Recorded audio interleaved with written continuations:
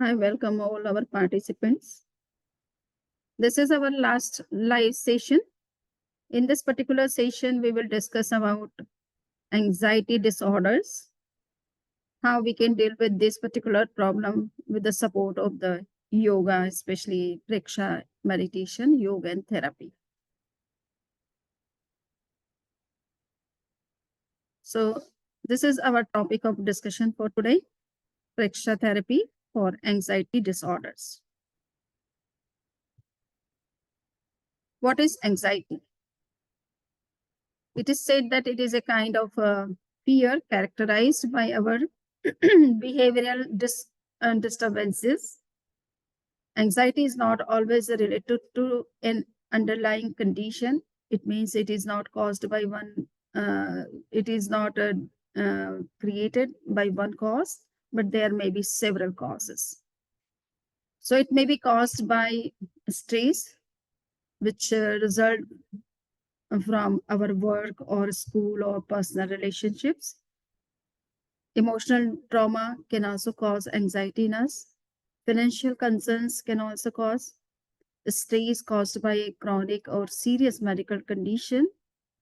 That can also be one of the causes of anxiety. A major event or performance, side effect of certain medications, alcohol consumption, drugs such as cocaine, and lack of oxygen. So there are certain reasons for these anxiety disorders. On our part, we would like learn first how we can take more and more oxygen, because if we are getting greater amount or good amount of oxygen inside the body, we can be more refreshed, more energetic, more confident to face any situation. So oxygen also plays great role in us to come out of these kind of mental traumas or mental illness or depression, frustration, anxiety, like this. So I would like to discuss about all those among all these different reasons, and just I will focus on how we can increase the amount of oxygen inside the body, which is required in more degree, or you can say more quantity by the brain. And it is brain which is mainly affected by all these different disorders. So today I would like to discuss about Shwas Preksha, that is the perception of breathing. And if we can practice this one meditation only, rather than going into many different other meditations, this one is remedy for all, you can say. So Swas Preksha means here Swas Preksha is not a breathing exercise like the pranayam. In breathing exercise, we try to regulate our breathing process. If it is shallow, we want to lengthen it through pranayam. And if it is imbalanced, there is imbalance of energy inside the body, then we regulate our breathing according to the need of our body. So that is the part of pranayam. But here we would try to learn about the perception of breathing, in which you need not to regulate breathing in the way we try in pranayam, but we focus on perception rather than regulating. So it may be normal breathing. You can start with that perception of normal breathing, and that can also help you to come out of so many mental disorders. And also it will balance the energy deficiency if it is inside the body. So we have to see that there are two main problems before us. One is the fickleness of our mind, and the second is aggressive emotions. You have already seen that there are different reasons for anxiety. Among them, the fickleness of mind is one of the reason, and the aggressive emotions are also one of the reasons. So to overcome these two problems, what we can do? So to overcome the problems, perception of breathing can be very, very useful for us. And how we can learn this perception of breathing? So to overcome both the problems, perception of breathing can be very useful. There are two ways to taking breath. The first is Dirgha Shwas Preksha. It means the long and rhythmic breathing. Nowadays, it is also said box breathing. And next is in it, one concentrates his mind first on navel and then inside the junction of both the nostrils. By it, one gets enough oxygen and control on aggressive emotions. One also awakens his inner powers. So in this way, you can see if we have lack of confidence, or we can say we are not very much optimistic, then we become subject of such kind of anxieties or mental disorders. There is another perception of breathing, another way of perception of breathing, and that is samvritti shvaspeksha, that is called alternative breathing. In this particular practice, we try to perceive breathing and regulate in some sense uh, in through alternative nostrils. So if we are taking breathe through left nostril, we try to breathe out through right nostril, and we try to take breathe in through right nostril again, and take breathe out through alternative, what we say, left nostril. So in this way, we can, but our in this particular practice, it is uh, our purpose, our focus is on perception rather than just regulating. So what are the benefits of perception of a long breathing? So here we can say that it is a kind of journey. It is a journey from gross to subtle. We want to know the subtle realities. It may be our psychological inner reasons which are causing some kind of anxiety in us, but at physical level we could not come to know them. So uh, it is supposed to go into some deeper analysis for that, and breathing perception can help us to go inside and analyze what is the inner cause of our anxiety. So it helps to go from gross to subtle level. Next is from body to soul. Yes. So all the solutions to our all problems are within us, and for that we should develop our own inner power, which is the spiritual power inside the soul.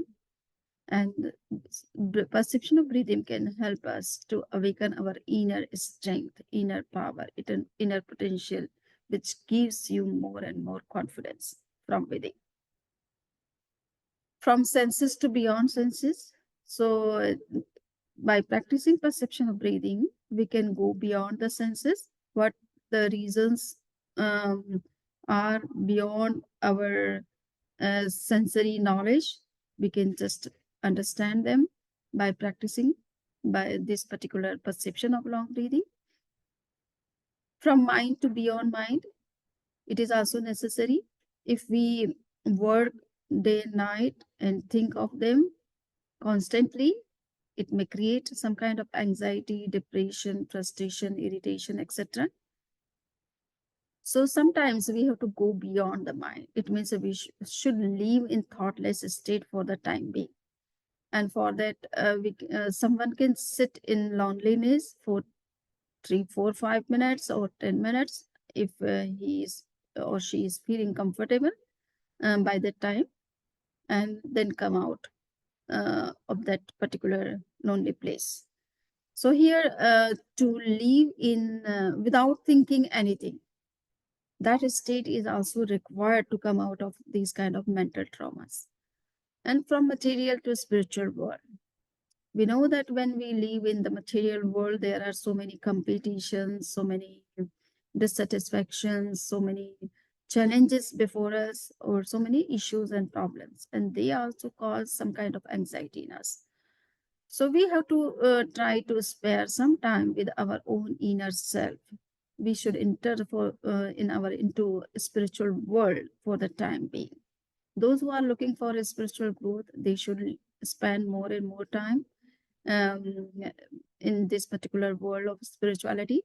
But those who want to come out of such kind of mental traumas, they should also connect themselves to their own inner self or to the spiritual world, in which we think about some higher states of our own inner self or some divine powers. So that also gives so much power to us to face the situations. How to undertake the journey. So we know which word attracts the more. It is free. If something is free, most people try to uh, go to market and buy those things which are available free or with some what we say some scheme in which they should not pay more or high what we say cost. So if things are free, then people get attracted to those things. So here the breathing is also very free. You may go to market and you may get things at cheaper cost, but after all you have to pay something. But so far as the breathing is concerned, you need not to pay anything for that. It is available from the very birth of the human being to the end of the life. But when sometimes and it is also a kind of problem with such kind of free things that we overlook. Those things which are available free, people overlook. For example, I have offered this course, and if I keep some post, then people may join very less in number. But if I have kept it free, then also people have not joined because they think that it is free. It may not be so much very valuable for us.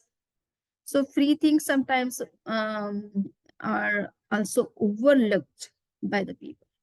So that the same story is happening with our breathing also. Breathing is free, and we are not understanding the value of breath. So breath costs nothing. It is completely free energy source. It serves as 24 and 7, but how much are we aware of it? We don't know the value of our breathing. But in COVID time, people have seen that what is the value of the breathing. They were ready to pay anything for oxygen. And the hundreds of people or thousands of people could not get that. And they have lost their life. So breathing is very, very important for us. Our whole life is dependent on breathing. If breathing is not there for 1 minute, the person can go away. So here, breathe, according to science, breathe is a kind of oxygen which we are taking and releasing carbon dioxide. So that is the language of science. So far as Patanjali Yoga is concerned, you will find that they say that breathing is a kind of energy which is flowing inside the body. There are 72,000 pathways of vital energy, and that energy is being, what we say, gained through this breathing process. Jane says that breathing is a kind of material particles which has taste, color, touch, and smell. So it means we are breathing, but breathing is not just only an oxygen, but it is also having some taste or some color or some touch or smell. And on the basis of all these four qualities, the yogis, or you can say the astrologers who are the experts of breathing, they say that if this kind of color is there in your breathing, it means what you are going to do, whether it will be successful or it will fail. So that is declared by the astrologers, looking at the taste or color or touch or smell or length, especially the length. So color and length are very, very important in the field of astrology. So on the basis of that, they declare some about the futuristic results of something.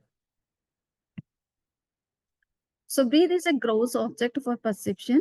Uh, it is very gross. We can easily concentrate on it because we cannot concentrate easily on the subtle things which are abstract, which are having no color or no touch or taste or any such kind of material qualities.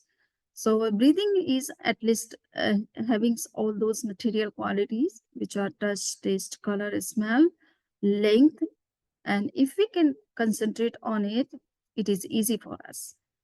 So it is a bridge between the internal and external world. Except the breath, there is nothing else which always comes out as well as goes in. Of course, there is mind, but it cannot become an object of concentrated perception because mind itself needs to be focused on an object. So, on the basis of mind, it is very difficult for us to concentrate.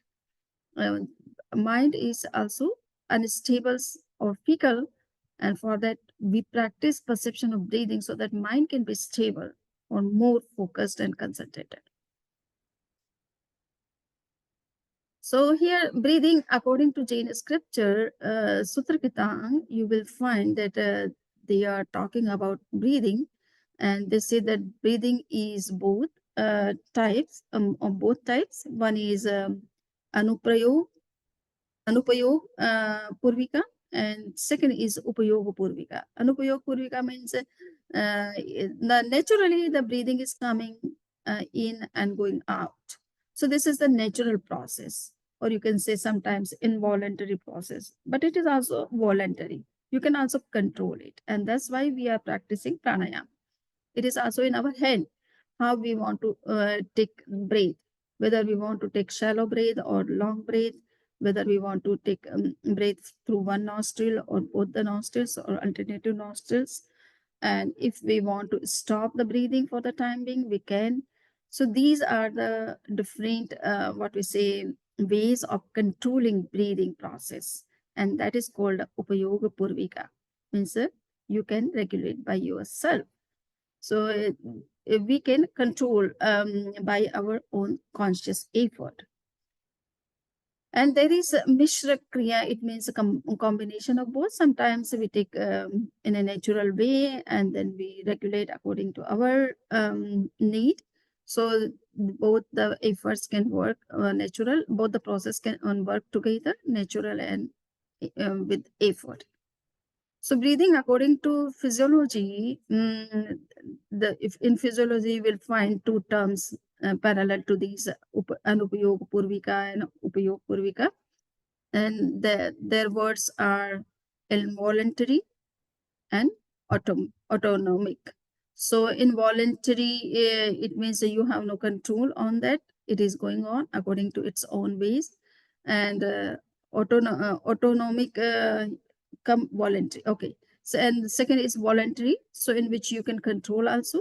So you have power to control breathing process also. So that is also accepted in physiology. So there are both the ways, involuntary come voluntary or autonomic come voluntary. Now we see that there are objective perception of long breathing, and there's whenever we do something, we set some goal before practicing anything. So here the objective of perception of breathing is to live in the present more and more. Those people who go in anxiety, they either more into future, they are perceiving some problems in future, and that's why they are thinking about that things, or it may be some other reasons. Because of that, they are either thinking about some past event which happened with them or that was not good for them. So it may be because of the past or because of the future, they go into anxiety. So it is better for them to come to live more and more in the present moment. Whatever is happening, what is to be done at present moment, in present moment, they have to focus on that. So and how they can be in the present moment. So they can practice this perception of long breathing, and through that they can live more and more in the present moment. because breath always goes in the present moment. It is not uh, which is related to the past or future. So it keeps you in the present. Steadiness of mind. Our mind is fickle. It is thinking about those things which are creating some anxieties or irritation or any other such kind of mental traumas. So for that, we should control our mind. Our mind should not be fickle. It should be very concentrated, focused in the present moment. And for that, you have to practice perception of breathing. So when you practice perception of breathing, you find that your mind is getting more and more stable and concentrated and focused. To train the mind to focus in one direction for a longer period, we need this perception of breathing. Nowadays, we find that our concentration is very short. We cannot focus on one thing for few minutes. After we want to focus on some other thing, or we start thinking something else. So here, to control our mind and to keep it focused for a longer period on one object, we need to practice perception of breathing to accomplish success and fulfillment, to lead a happy and healthy life, and to attain the state of equanimity and enlightenment. This perception of breathing is very, very important for us. So to keep our mind in equanimity, whenever we lose our emotions, or you can say control on emotions, then also anxiety appears in us. And for that, we have to learn how we can keep our mind balanced. It means in equanimity, without being worried of what is happening or what will be in future. And for enlightenment also, we need perception of breathing, because breathing is directly connected with our inner self. So somebody cannot see the self directly just in the beginning of meditation, but through breathing perception, they can reach out the self. So it is also the source of enlightenment. And this is the main reason the yogis practice perception of breathing. They try to control the breathing process. They make it more longer and longer. It means that sometimes the people take breathing for very, very long time, or maybe 1 minute, 2 minutes, 5 minutes. So it is on them how much they practice and how much control they get. So we know that breathing and life are not two different phenomena. If there is breathing, there is life. If there is life, then there is breathing. Without one, other cannot be found. So breathe is food and water for us. Without food and water, we cannot survive for longer period. So without breath, we cannot survive even 2 3 minutes. So breathe is great source of vital energy and well connected with body and mind. It also refreshes our mind, it also refreshes our body, and keeps us very healthy, energetic, refreshed, and very optimistic. Breathe is vital for internality, and for going inside, we also need the help of the breath, the support of breath. So inner voice, that is space tourism, spiritual space tourism, that is possible through breathing, and it is very easy through breathing. Senses carry heavy burden. For inner voice, breathe right as codes only after putting off the burden of the body and senses. Okay. So when we start perceiving breathing, we go beyond the body and senses. So whatever disturbances are being created because of our body or senses, which are constantly going outside and looking at the outer world and getting disturbed because of that, we can come out of that just by perception of breathing. And now we would see that how we should take breath. There is certain what we say scientific process, you can say, or proper process of taking breath. Everybody is taking breath day and night. Instead of that, we are not aware of a right process of breathing.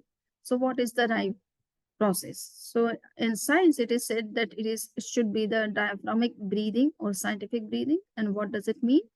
So whenever we are breathing, we should breathe in, and the breath should go to the alveoli inside the lungs, and lungs expands in that process, and the diaphragm, which is below the lungs, that goes down, and because of that our navel comes out.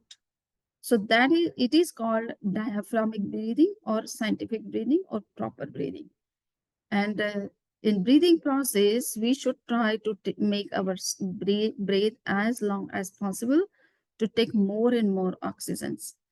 Our lungs have the capacity of 6 liter oxygen. So, but we are not taking that much amount or quantity of oxygen through our breathing process, because our breathing process is so shallow. It is not diaphragmatic, it is not proper or right, you can say. And because of that, we are losing so much amount of oxygen. And deficiency of oxygen also causes anxiety in us. Okay. So if we can take proper breathing, and through that we can take proper amount of oxygen, then also we can be free from all these kind of mental traumas. So this is the process we have to learn. When we are breathing out, then lungs are mm, uh, what we say contracting. The diaphragm sets its own place, and it is called diaphragmatic breathing out process. So there are 3 muscles inside the body. Okay, the whole mechanism of breathing is it is a kind of air which is we see that there is oxygen in the environment, but there are other gases too in the environment. So in the environment, 20.7% oxygen is available, 79% nitrogen is there, and 3% other gases are there. So we have to take more and more oxygen, which is already very lesser amount in the environment. And if we are taking shallow breathing, then we are getting very less amount of oxygen inside the body.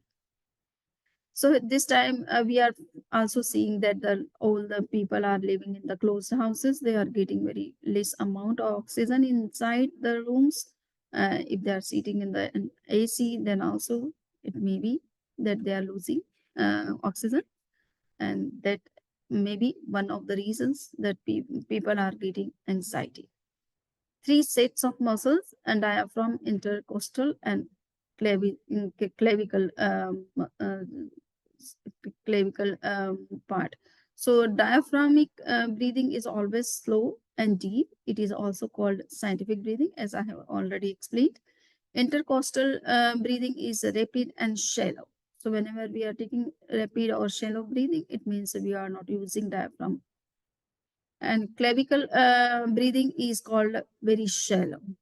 So those people who are always running and always in motion, they take very, very slow breath rather than proper breathing. So you can see that how life is connected with breathing process. If we are taking proper breath, then we can live a longer life. You can see here that rabbit is taking 38 breathings in 1 minute and lives only for 8 hours. Sorry, 8 years. Monkey, he's taking 31 to 32 breaths in a minute and lives only for 13 to 15 years. So in this way, in the last, you can say turtle, he takes hardly 4 to 5 breaths in a minute and lives for 160 to 65. Though it is said that he lives more than this, what is being written here. Sometimes it is said that 200, 300 years he lives. So it means he's taking hardly 1 or 2 breaths in a minute. And because of that, he's living so long.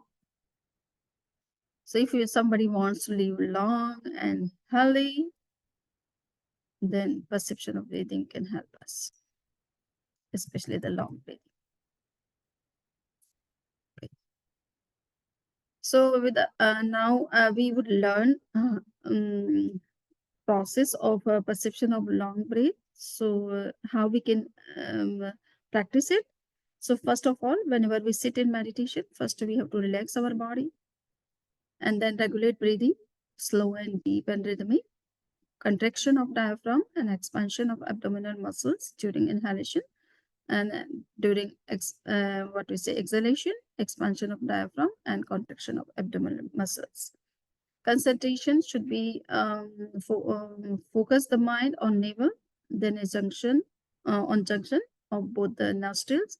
Just observe the incoming and outgoing breath, devoid of liking and disliking. Hold the breath and be constantly aware of inner power. So improper breathing leads to failure, poor health, weak memory, negative emotions, lack of concentration, distorted nature and behavior, in which you can say anxiety also. The reason is if we don't breathe properly, we cannot take carbon dioxide out completely, and it keeps accumulating inside the body. Moreover, accumulated carbon dioxide results in poisoning the tissues and cells and affect our body adversely. So it is there are so many benefits of scientific breathing, and you can see the scientific basis of perception of long breath here. Supplies abundant oxygen to all cells, increases lungs capacity and generates the energy. The longer the breath, the longevity and good health. Releases mental and emotional tension, remove physical disease, less work for heart, blood pressure, reduction of wear and tear in the entire body. So you can see that according to the scientific study also, uh, perception of breathing can help us to come out of mental problems and emotional turmoils. So, spiritual basis of scientific breathing is that it is a technique of developing deep concentration. It builds a bridge between internal and external world. It awakens dormant potentials, is strong controller of emotions, develops working efficiency, alertness, and equanimity, and it brings mental happiness and filters impurities. So, through scientific researches, it has been said that a man has enough energy to live for 300 years, but it gets exhausted within 60 or 70 years because of polluted atmosphere and unbalanced lifestyle. So, this is what the Preksha Master Acharya Shri Mahapragya Ji has said. So, we should learn why we should practice this perception of breathing. The second step of perception of breathing is Samvriti Shwas Preksha, in which we try to use the alternative breathe nostrils for breathing in and breathing out. That also helps to balance deficiency of hot and cold energy inside the body, or you can say the moon and sun energy inside the body. Sometimes the lack of energy inside also causes such kind of mental traumas. So, quest for truth means search the laws and change those laws for betterment.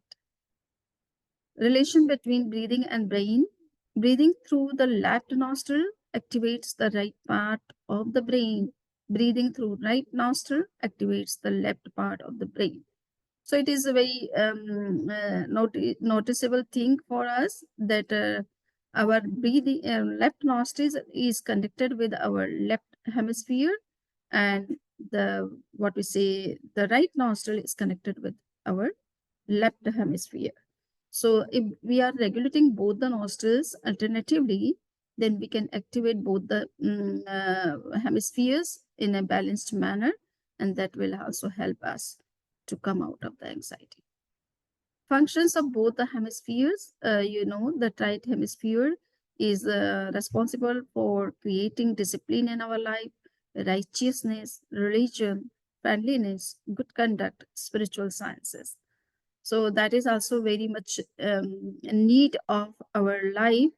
If we are not concentrating on these great important things for which are very important for our life to make more happy, more healthy, fulfilling, then we also go into anxiety or depression on such kind of things. Left hemisphere is especially responsible for our reading, learning, all different types of social sciences, for mathematics, logic, writing, etc. So whatever is required in the external world, for that our left hemisphere is more responsible. Results of imbalanced breathing, predominance of right cycles develops anger, stress, and restlessness, and predominance of left cycle leads to fear and inferiority and complex. So here we can see that if we are using more and more the left nostrils, then also there may be fear, anxiety, and inferiority complex in us. So we have to balance. If our right nostril is not working in that proportion, then we can get such kind of problems in us. So we have to regulate the uh, right nostril also in the same proportion or as requirement of our mental um, health. This can be clearly seen in EEG readings who are hooked up to an what we say, encephalogram. So these readings also have been done in the scientific studies. To bring equilibrium, balance is to be maintained between our both the nostrils, which is called as Surya Swar and Chandra Swar, and left brain and right brain, sympathetic nervous system and parasympathetic nervous system, or you can say Pingla and Ida. So balance is more important to come out of such kind of mental traumas like the anxieties. And now the process we have already discussed.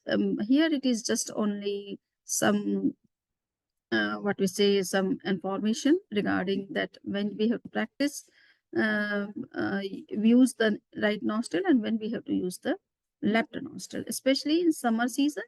Inhale through left and exhale through right. Again, inhale from right and exhale from left. This this completes one cycle. So since there is already heat in the environment, and if you are using right nostril, then the heat may increase inside the body. That's why it is suggested that you should use the left nostril in summertime.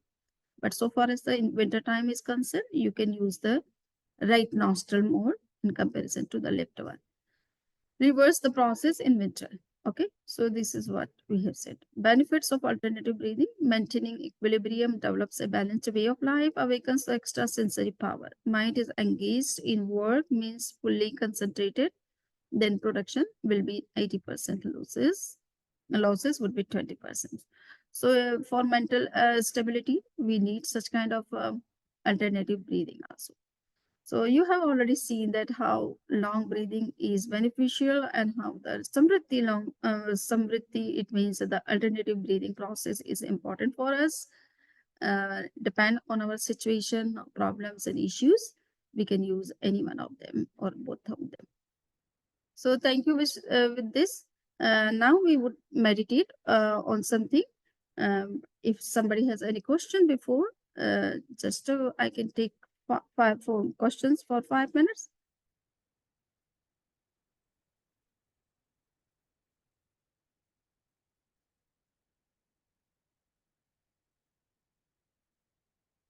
Okay. So anybody has any question?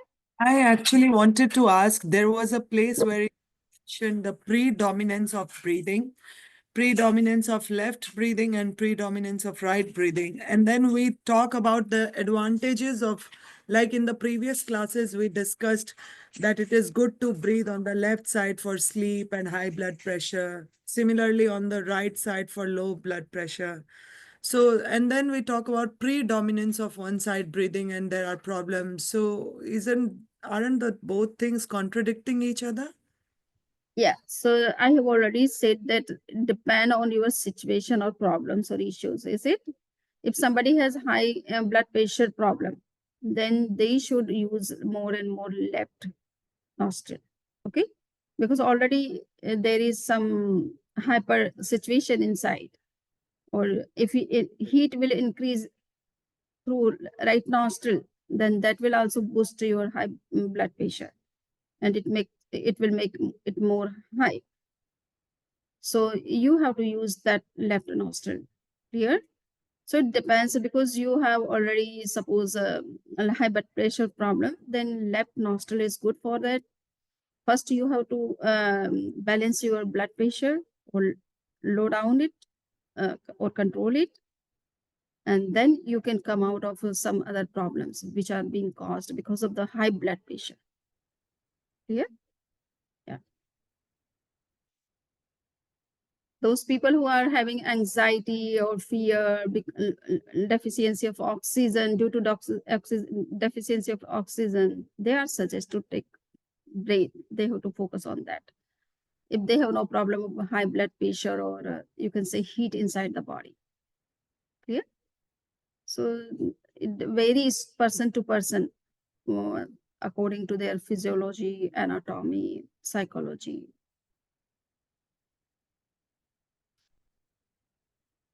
Anything else? Okay. So now we will focus on two color meditation. Anxiety is caused because of overthinking, extra thinking, unnecessary thinking, or negative thinking, or you can say emotional turmoils. So for that, we have to focus on some different color, and it may be caused because of unhappy situations of life. So for that, you need some other color. So today we will focus on two different colors, and we will see that how we can come out of this kind of problem just by concentrating on particular color.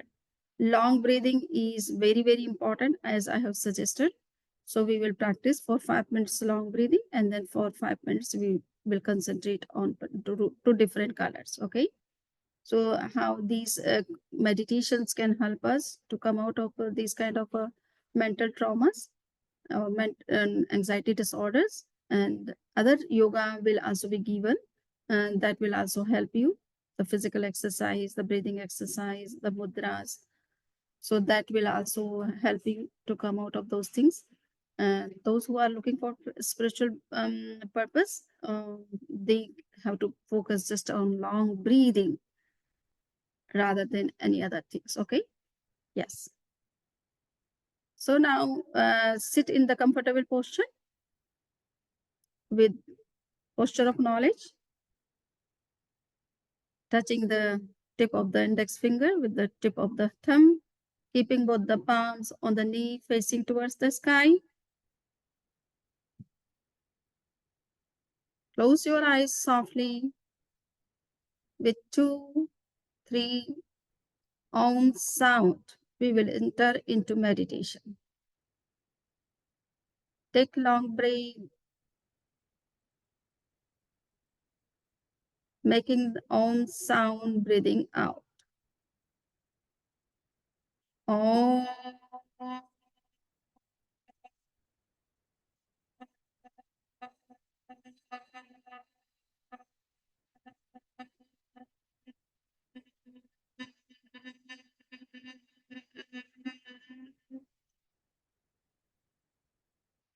Om.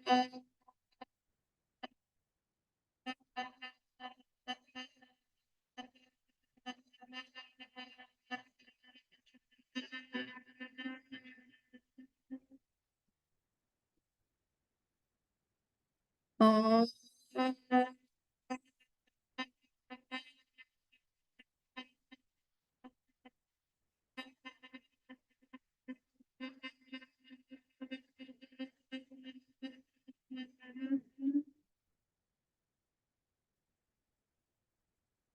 Relax. Relax your mind, vocal cord, entire body.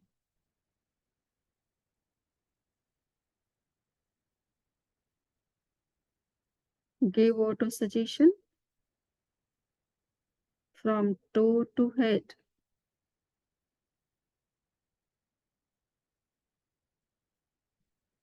to relax.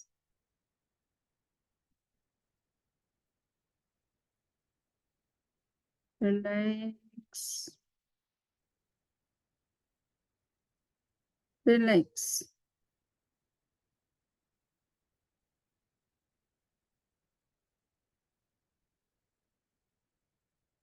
Feel complete relaxation throughout the body.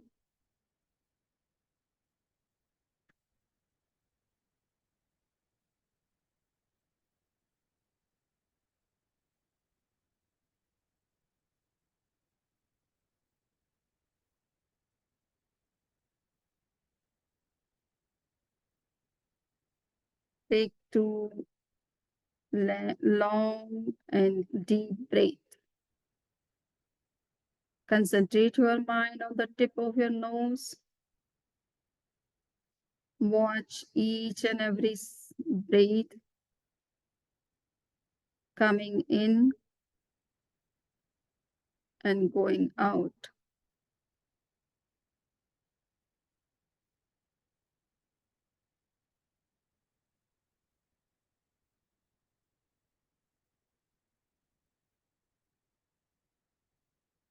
Breathe in long. Breathe out long. Take full amount of oxygen through long and deep breathing.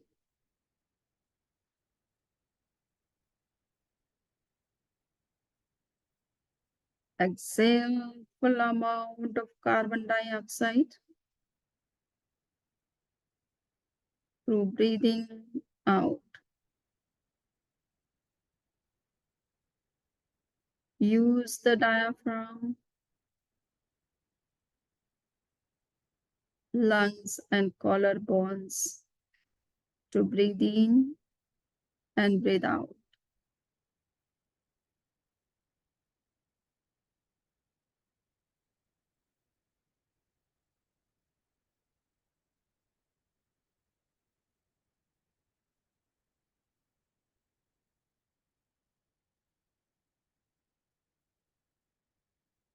Take long and deep breath.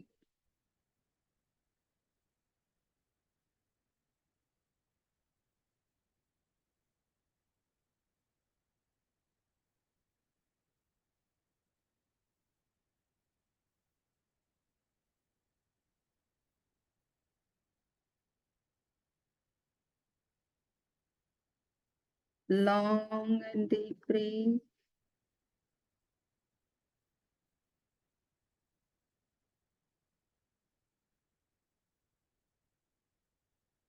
Breathe in long, breathe out long.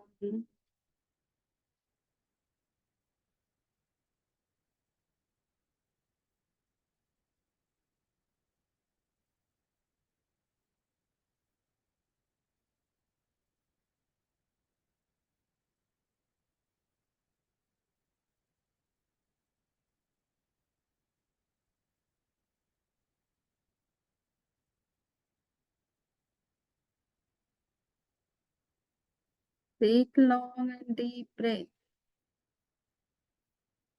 Feeling good amount of oxygen going inside.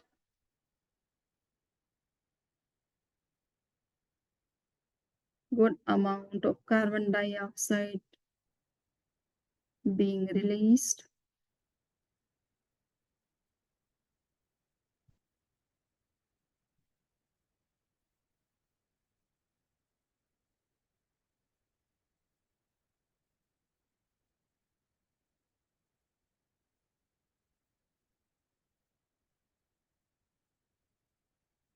Now concentrate your mind inside the throat.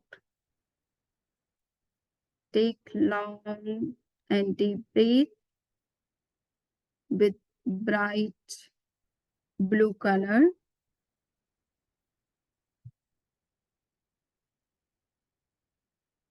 If anxiety is being caused because of unnecessary thinking, worries, This color will help us to come out of that problem. Take long and deep breath. Concentrate your mind inside the throat. See bright blue color is entering with your breath, spreading throughout the throat. See your throat from within, from inside, full of bright blue color.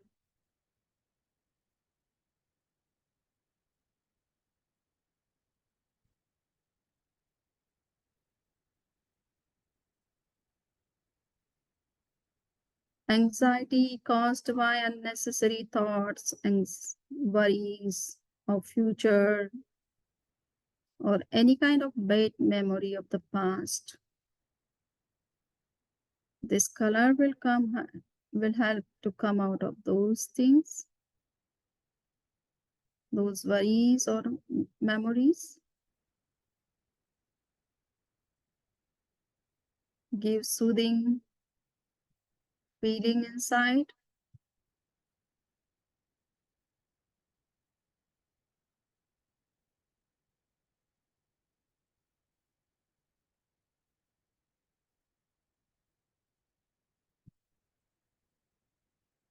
If there is any kind of fear inside, we have to concentrate our mind on the heart, on thymus gland.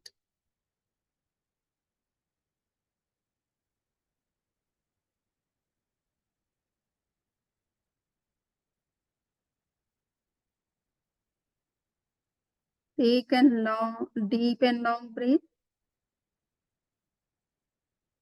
full of rosy color.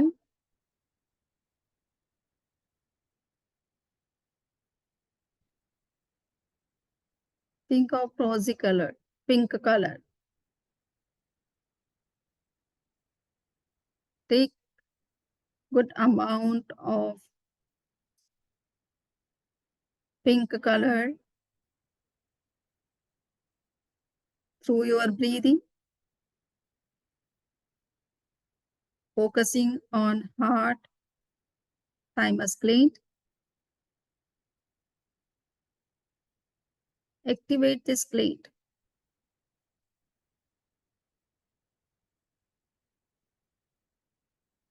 Unhappy situations may cause anxiety to come out of the unhappiness of life. One should observe pink color in the area of heart on thymus gland.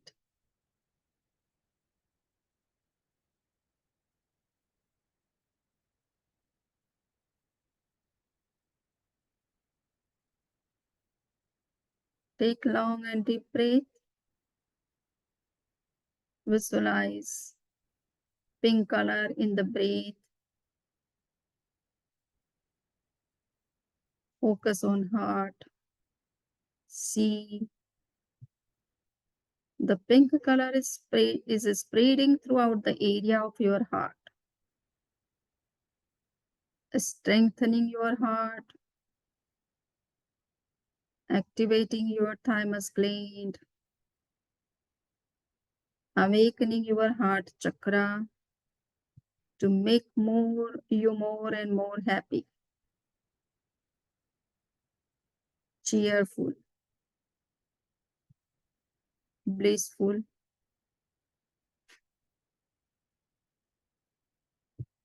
Focus on the heart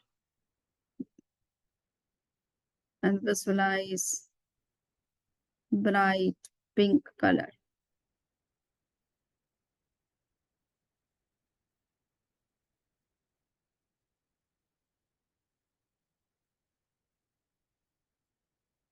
With 2 long breaths,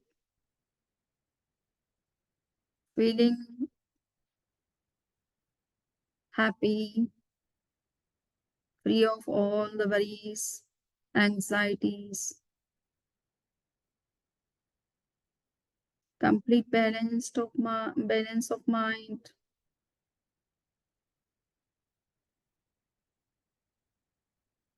We will conclude our meditation. Visualize yourself very cheerful, very happy, free of all the worries, anxieties, and fearless.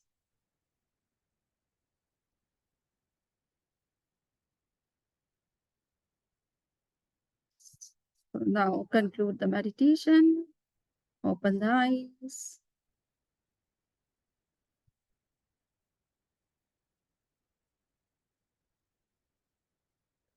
I just wanted to ask you, bright blue color in the throat is for anxiety, and pink in the heart and also the brain is for fear. So the blue Fear is dark. for on heart, especially. Okay. Okay. And the blue, For happiness and yeah, happiness and what we say, to be cheerful. Yes. blue is dark blue, right? Bright dark blue. No, it is not dark. It is light, like the sky color. Here you are perceiving the sky color, no? Okay. Behind me. Okay. Yes. So sky color, that is the blue color. And Color of sky. pink is like light pink, dark pink. Yeah, it is pink color. You can say gulab full if you have seen. So that is the color of lotus flower. Like lighter pink. Yeah, lighter pink. Yeah. Thank you. Okay, so today we have Dr. Anuja with us, and she is a good psychiatrist. So I would like to introduce her in few words.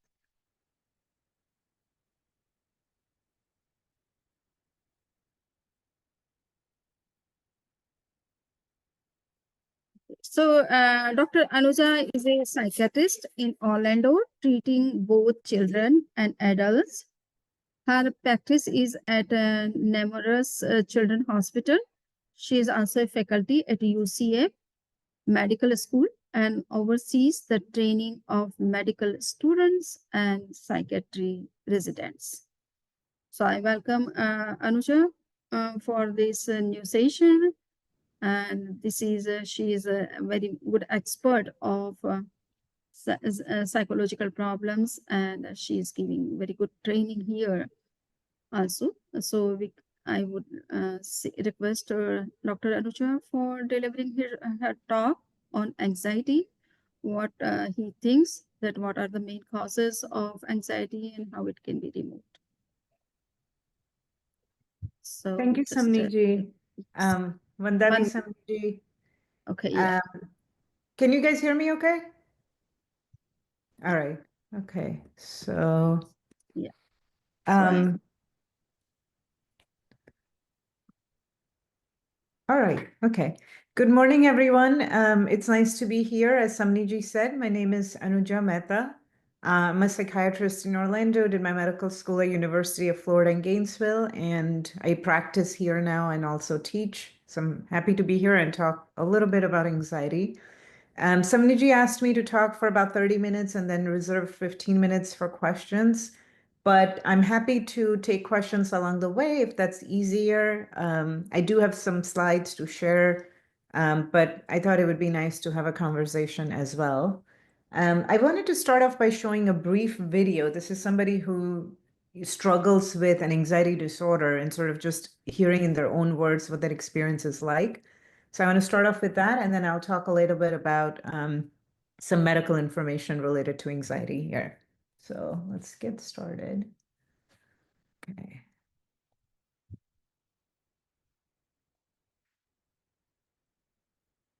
All right. I think I want to start with right there.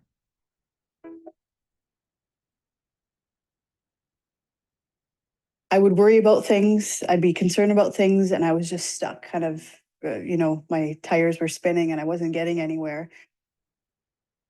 Those worries really kind of took on a life of their own. things that would be a minor stressor for someone would really, really affect me. And I couldn't kind of get over it. I think I was more like just a prisoner to these worries and these thoughts. And I didn't necessarily know to give it a name, that it was an anxiety disorder, that I was struggling with anxiety, that there was something that could be done about it. I thought that was just life and how life was, and I just wasn't as good at coping with it as other people. My name is Tasha, and I have generalized anxiety disorder. Generalized anxiety disorder is a condition where people are really dealing with lots of intense worry that really interferes with their day-to-day functioning. Most people with generalized anxiety disorder worry about a number of different things. They might be worried about financial difficulties. They might be worried about bad things happening in the future. Often a focus is worry about health or safety of family members or loved ones.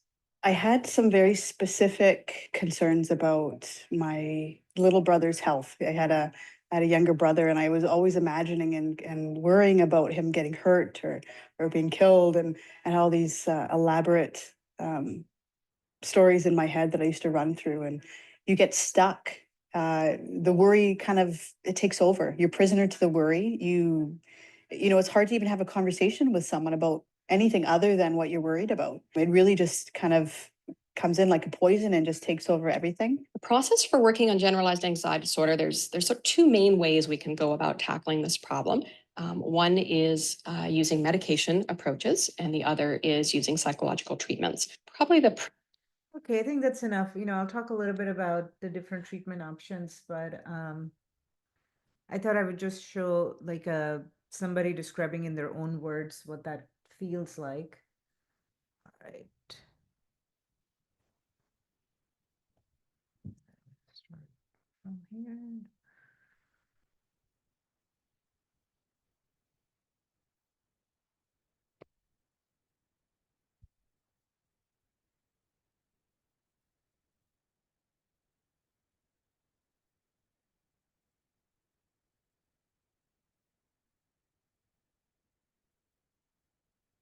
Okay.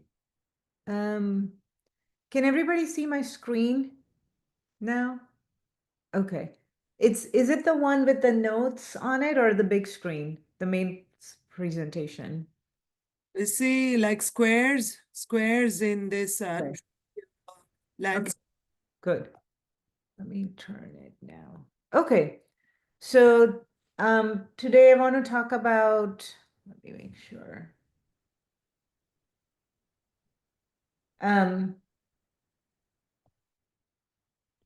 Displays. Okay, so I think you guys can see my screen now. So today I want to talk a little bit about what is anxiety, what are the different types of anxiety disorder. So one thing I'm going to focus on is Mehta, it's a double screen. Oh, it's a double screen. So before it was fine, I messed up. Is it better now? Yes. Okay, perfect.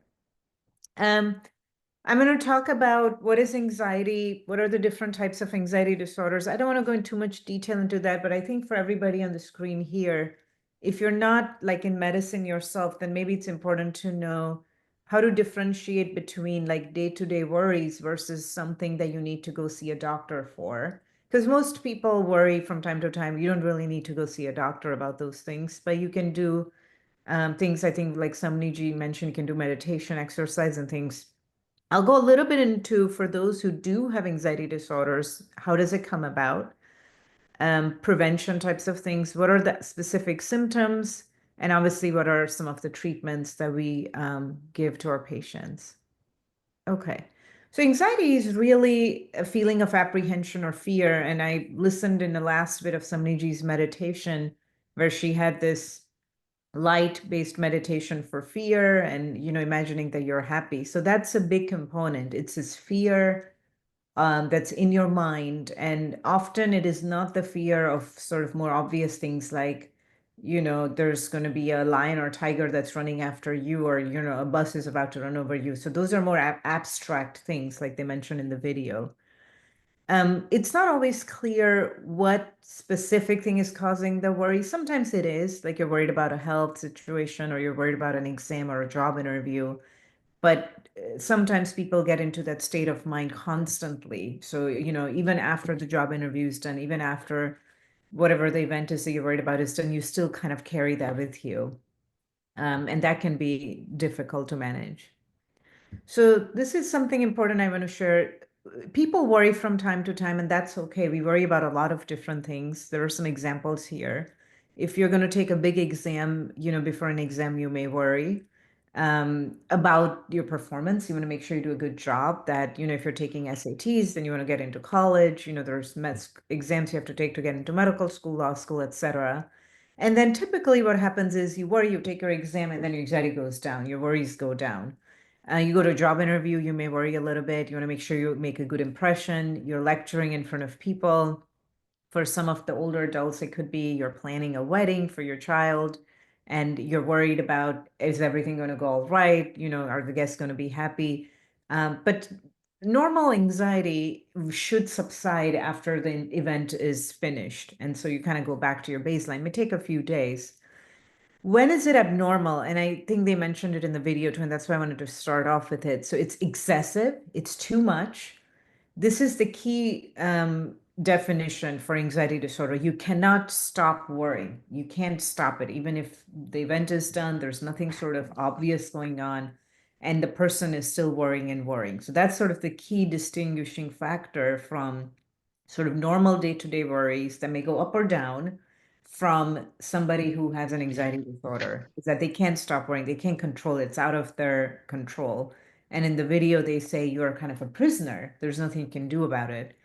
And the other thing that we look for in our patients when I work in my clinic is physical symptoms. So we ask about a lot of different things, and they'll have stomach aches, they have difficulty eating, their heart will be beating fast, they have trouble sleeping, they have aches in their bodies because it manifests in their body, all that anxiety, and psychological distress. So they're just so worried that they're not happy, they have trouble, their behavior is changed a little bit. And sometimes family members can pick up on that, people at work can pick up on that, or if it's a student, their friends and peers can pick up on those things. So those are specific things we look for to separate what may be sort of regular worries from somebody who's really having a lot of problems.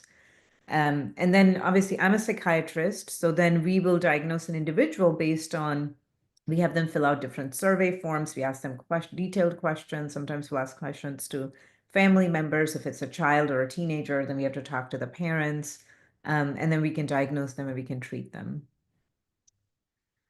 I want to skip over some of this because I know I only have 30 minutes. I want to focus on, so the types of anxiety disorders people can have are generalized anxiety disorder. That was mentioned in the video. So they worry about kind of all sorts of different things all the time. It's really affecting their functioning day to day. So just trouble taking care of their child, or performance in their job, or, just managing the relationships at home.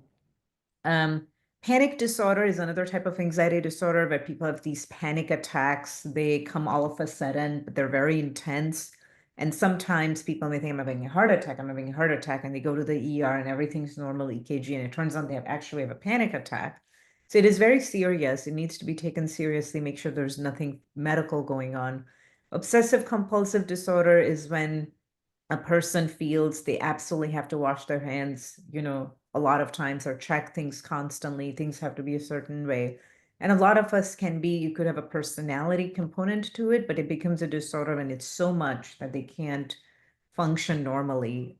Post-traumatic stress disorder, I don't want to talk about that too much. It's a little separate thing. And then phobias is just fears, so intense fears of heights.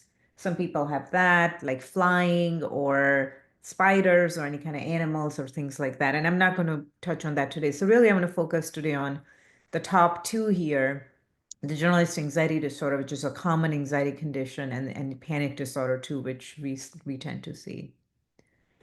So I talked about this a little bit. The way we distinguish this from just day-to-day worries is it's constant, it affects daily functioning, there's physical symptoms too. And when people have that degree of anxiety, often they will also have some depression. Sometimes people will drink alcohol or use other substances to relieve their anxiety. So we find that they have some issues with substance use as well. I mentioned this already, the types of things people can worry about when they have a disorder, or job, finances, health issues. COVID was caused a lot of increase in anxiety among people because people couldn't travel, their jobs were uncertain. Maybe they're worried about their family in India because they cannot travel and things like that. So it could be just a number of different types of things. I'm going to skip through I showed you the video. So I talked about panic disorder a little bit earlier. So panic attack is a part of panic disorder. And what that is, it's that there is a trigger. There's something you're nervous about. Maybe you go to class, maybe you're traveling, you go to a new city for the first time by yourself, or you're driving and you're learning how to drive, or maybe you're driving in a place that you are not comfortable with, you just got a new car. So there is a trigger, but there's sort of this episode, it builds up. There's this intense fear, you're just uncomfortable, and it peaks in with all these symptoms. So you could have palpitations, is a sensation that your heart's beating tap, tap, tap, really fast. You start sweating, your hands start shaking, trembling. You have trouble catching your breath. You feel like you're choking. Some people feel like they're dying. And that's why this resembles like heart attack sometimes. And people will go straight to the emergency room. But when they go to emergency room and they get their EKG and everything's normal. Your heart's functioning normal. And then the doctor will tell you, you should go see a psychologist or a psychiatrist. You have a panic attack. So that's panic attack. And then in between the panic attacks, a person could be either doing fine or they could still have those generalized anxiety symptoms. So that depends. The panic attacks are different types. They're unexpected. They just can happen anywhere. And those are the hardest ones and most distressing for people. Sometimes they're situational, like I mentioned. It may have to do with entering a tunnel when you're driving. A driving one is a very common one that I see a lot. Like a lot of people have panic-like symptoms when they get into the car, especially if somebody had a car accident, then they have a lot of difficulty driving and maybe they just stop driving, or just any kind of new situation that they're about to do. Like a lot of times people will have panic attack in those situations. And I'm going to skip through the facts here. I mentioned about obsessive compulsive disorder very briefly, but that's the kind of condition when people need to clean their hands a lot, or they can only eat with a spoon and a fork that's clean, and they need to, wash all their groceries several times. And people were doing that during COVID, but this is more excessive and it continues even after that. They have trouble going and sleeping in a hotel room because everything needs to be a certain way. So it makes it very harder for them to function if things are not just the right way. So your brain is very inflexible. Your mind becomes inflexible. These are just some examples. So cleaning routines, checking, repeating, etc. I'm going to skip through some of this. I did another talk here. I'm not going to talk about PTSD or social phobia because I want to talk about this. I'm going to spend a minute or two here. What causes anxiety? And I know Samani wanted me to address that. The reality is that the research so far that's been done into these conditions have said several things can contribute. They have figured out some areas of the brain that are involved in anxiety. They put people through these scanners and MRI, fMRI scans, and then certain areas light up. So genetics plays a very important role. What we find is if I have a patient who has severe anxiety disorder, then when I ask about parents, siblings, children, grandparents, oftentimes at least one person, if not more, also has anxiety disorder in the family. So it does run in families. And so you pass on these genes, but also how they behave. So if a parent has anxiety, their behavior on their children is going to be different. The children can pick up on the fact that their mom or dad are afraid all the time. They are nervous. They don't want to try new things. And sometimes that fear will be internalized by the child. So that's another way through role modeling that you can pass down anxiety. Brain biochemistry, this one is a little bit more tricky. I don't want to talk about that much, but it has to do with what we call catecholamines, so the different distribution of norepinephrine, serotonin in the brain, and that's why the medication that I'll talk about affects the concentration of serotonin, norepinephrine in the brain and helps relieve anxiety. The other thing people have talked about or looked into research is an overactive fight or flight response. So there's systems in our body and brain that will react quickly to any danger, any physical danger. So that's evolutionarily set up in our brain. So when people used to live in caves, if a beast came, you had to kind of run, and you had to know, and you had to pay attention to things in your environment so you would not be eaten by animals. Obviously, over millennia, now we live in societies where we don't have to go out and like worry about being eaten by a wild animal, but those areas of the brain can be overactive in some people, and then you fear things that are not actually going to kill you, like driving, even though driving can be dangerous, or fearing your neighbor, because maybe you think, you attribute some things to your neighbor that they make you uncomfortable, but your neighbor's not actually going to harm you. So it's, in some ways, it's internalized. Your brain is doing that things to you. It's on hyper overdrive without needing to be. So that's that theory.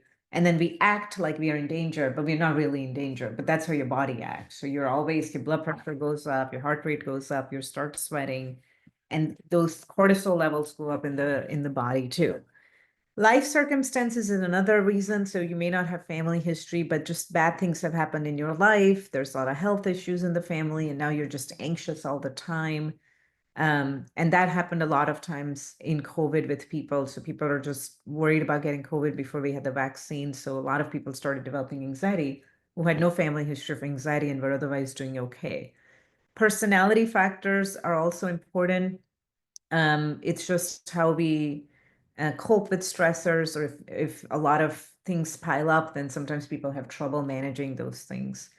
And then the other things that I want to mention is sometimes people will use certain drugs that can contribute to anxiety, even if they didn't have it to begin with, or there's nobody in the family. So that's something to watch out for. Some medications that doctors give can also cause anxiety, like steroid medications is one example. Sometimes heart medications that doctors give can also, as its side effect, can cause anxiety. And so those are things that I check for. I always check medication list. Thyroid problems can cause anxiety. So if you have undiagnosed thyroid conditions, that can lead to anxiety as well. And it's usually the hyperthyroidism. Sometimes you may have a tumor in certain parts of your body, an adrenal gland or in the brain, that can also cause anxiety. So we also have to make sure it's not any medical things that are causing anxiety. And once those are ruled out, then we can treat it as, a psychological condition. This is also something I wanted to talk a little bit about, and then I want to jump into, some treatment options. So what are the symptoms of anxiety? What does that actually look like in people that I see in my practice? So there's different symptoms, but some of them are very common. So muscle tension is quite common. And what that means is just that different parts of the body ache all the time, like neck or back, or, usually it's neck and head areas most commonly. Twitching or trembling, so their hands can be shaking. Even when I'm seeing them in the clinic, they're tapping their knees, their hands are shaking because, again, they're in a new environment. They're talking to like me or another one of the doctors in my practice. Maybe they don't really know us that well. Headaches are quite common. Sweating, dry mouth, difficulty swallowing. So any kind of GI problems can happen. They feel like they don't. Abdominal pain's a very common one as well. And especially in the South Asian population, we see that quite a bit. Headaches, pain, and then abdominal pain and things with the GI problems. So we see that when people have a lot of anxiety and depression. There are some other symptoms too here I mentioned. So along with panic symptoms, dizziness, your heart kind of feels like it's beating real fast. You feel like your breathing rate is higher, fatigue, you're tired a lot. Irritability is very common because you're anxious all the time. It's hard to be patient. And so oftentimes I'll hear these patients, I snap at my children or my husband or my parents or somebody at work. And sometimes they can get in trouble because they're just always upset at small things and people will avoid them. Sleeping difficulties is quite common, trouble sleeping, trouble trouble with concentration because your mind's filled, the brain's filled with worry. So there's no room for you to learn new things or focus on other things that need to get done. And then sometimes, like I said, appetite issues, they don't feel like they want to eat very much food. So these are all the different types of health conditions or symptoms that people will have. And sometimes people don't know that they're anxious. They'll just come with physical things. So primary care doctors will try to figure out what's going on. They don't usually find anything. And then they'll still have these symptoms like 3, 6, 9 months at a time. And then they'll finally say, hey, maybe you could be anxious. maybe you should go see a therapist or counselor. This is just a brief slide that I want to mention here. There are different areas in the brain here. Amygdala is a big one. So some areas of these brain, they're called primitive brain. So these were the things that we had evolutionary for a long, long time. And these areas are hyperactive, and they scan people who just have an intense sort of fear response, like things are really afraid of a lot of things. And then obviously the frontal cortex, right? That's more developed area of the brain that helps us use our judgment. And that can temper down the signals from amygdala. So these are all like signaling issues. So it's very complicated, but researchers are trying to study. Researchers also study Buddhists who are doing deep meditation at Harvard. They've done studies to figure out what is it that they're doing in their brain to stay calm and peaceful. And so it's a lot of it has to do with communication between the primitive areas of the brain and the cortex, and how this can apply the brakes. And then also sensory information, how things are perceived. So just as an example, people who tend to be more anxious, when they show them faces, they've done these studies, neutral faces, they will perceive that face to be angry. And so if I have anxiety, I'll perceive that like Garima is angry at me, so I'll get defensive. Or maybe I'm afraid of talking to her. So that even to that degree that the outside world coming in is distorted for people who are anxious. And so part of that is retraining your brain and retraining yourself to, things are not dangerous, and to be able to do that. So there's a lot of exciting research and maybe treatments coming for anxiety. And then finally, depression can happen. So if you don't treat anxiety and it goes on and on, then, people are going to be depressed, relationships are affected, their energy levels are affected. I wanted to talk about some treatments. So as a psychiatrist, I can prescribe medications if the anxiety is really severe. We recommend therapy also. And I know there's other treatments. So I just want to talk about medications. These are the common ones we use. So SSRIs, they are antidepressants, anti-anxiety medication like Zoloft, Lexapro, Prozac. There's SNRIs, and there are some other medications. So we use them frequently. In terms of therapies, you can do what we call cognitive behavior therapy, CBT, exposure and response prevention, and there are others. So these are people who are qualified. Think of it like physical therapy. So somebody who has stroke, if you got a fracture, if you got like knee replacement, then you have to do physical therapy. This is like that. If your doctor says you have anxiety disorder, then you need to do therapy so you can learn how to just better train your brain to manage the situations that are making you anxious. And then I wanted to talk a little bit about the other treatments that actually have a lot of research validation behind those. So acupuncture has a lot of good data, and people benefit from that. Aromatherapy, breathing exercises are very important. And, for us, you do pranayam, and there's Preksha meditation has some breathing techniques too. Exercises can be very, very helpful for people because it releases endorphins in the brain. Those are happy molecules. So some of what I said is people who are anxious are just afraid all the time. They don't know how to relax, let go, and just, find happiness and contentment. Meditation is a huge one that can help tremendously. And I know Samani just walked everybody through a meditation to free yourself from anxiety and worry thoughts. Nutrition and diet is also very important, kind of paying attention to what you're eating, vitamins, and then self-love is important, compassion and self-love. And I know that's something that Mahavir Bhagwan talked about, right? You want to love yourself and love everyone else. That can also help because sometimes it's a personality. People are very hard on themselves. Any mistake they make, they worry about making mistakes and those kinds of things. So I'll stop with that, and I'm happy to take any questions. I wanted to make sure at least we have 10 minutes or so for questions.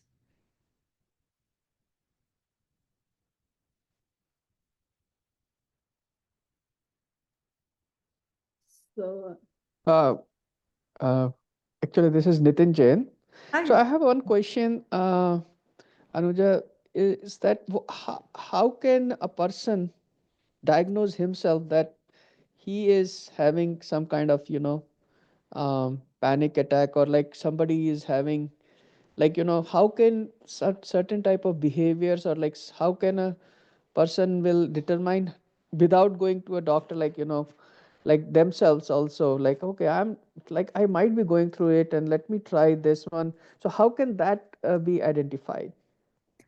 Yeah, that's a great question, Nitin. So I think something like panic attack, you want to be careful. So if anybody, right, like if you're in the age group of 40 to 50 and then you're having like your heart's beating fast, you're sweating a lot, you have to make sure you're not having any heart problems. So that's one thing. Um, I think panic attack's a different one. You have to make sure there's no medical condition causing it. But other stuff, right? Like if you're just worrying too much about things, one of the things that I've seen is people will hear from their loved ones that they're acting differently, they're acting really, um, that's not themselves. Mm. So if somebody in your life tells you, your mom, your dad, your spouse, you're like, hey, are you okay? Is everything okay? You look very tensed.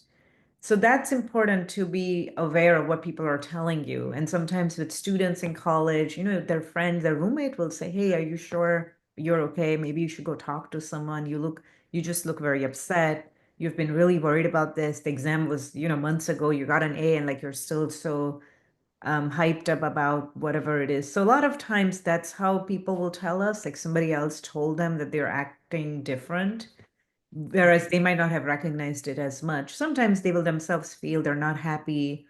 Or the other common way we get people is through medical symptoms. So they can't sleep for months and months. They're losing weight. They're having stomach pain, headaches, all kinds of pains in their body.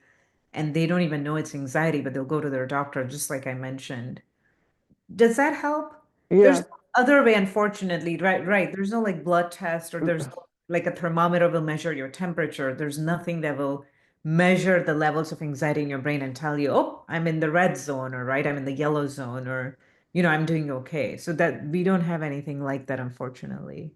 No, that helps a lot, because and another thing is like, how can you tell somebody that, hey, you look like, because that's also a very tricky thing, that somebody loved one, and then you will just go and he or she is behaving differently. Then how can we just say that, hey, that is also, but as you rightly said, that there is other ways to tell them that, hey, There's ways, yeah, depends yeah, what your relationship is. right. Then, you can always start gently, like, hey, is everything okay? I've noticed some changes and Mm, hope. And sometimes they might be defensive and say, no, no, everything's fine, but maybe you can bring it up again. And people sometimes, have insight and they will realize, no, maybe something is wrong.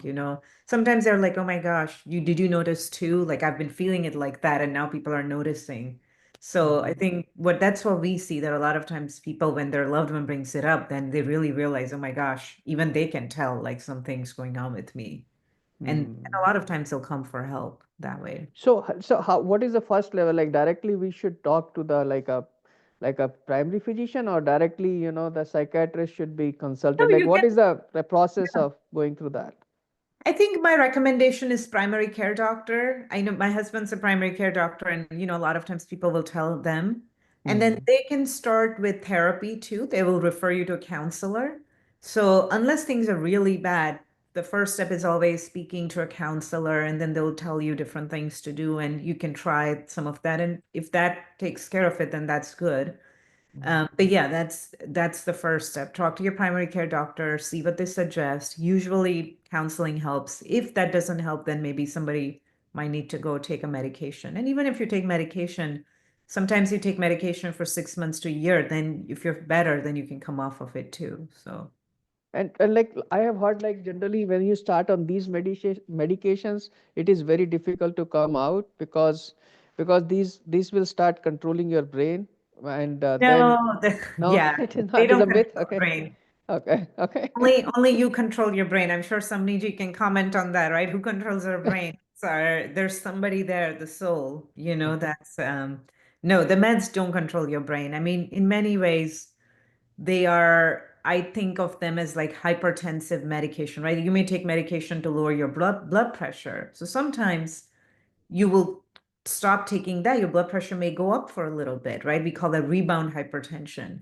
And so we see that you take these medications, you stop them. Sometimes there are going to be some symptoms then. But I've taken people off of these medications. People are like, hey, I had a rough patch. I'm doing better now. I don't want to take this. And we help them take it off and they do fine. No. but they don't control your brain, and they are not something you need to stay on for a long time. They can be safely taken off with with guidance from your doctor. Thanks a lot, Anuja. It's Yeah. really, really helpful. Okay, thanks. Okay, good. I'm glad.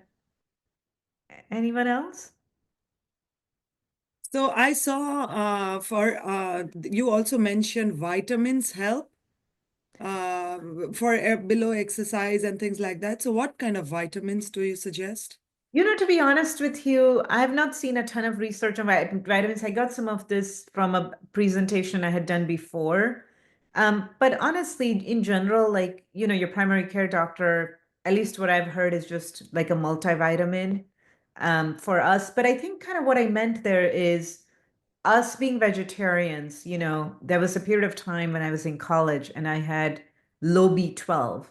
And I hadn't realized that. And sometimes that can manifest as just anxiety or fatigue, like tired all the time and things like that. So maybe it's not just that you should just go and take vitamins, but maybe just checking with your doctor, like, hey, do I have any deficiencies, iron or anything, B12 or things like that, especially for us vegetarians.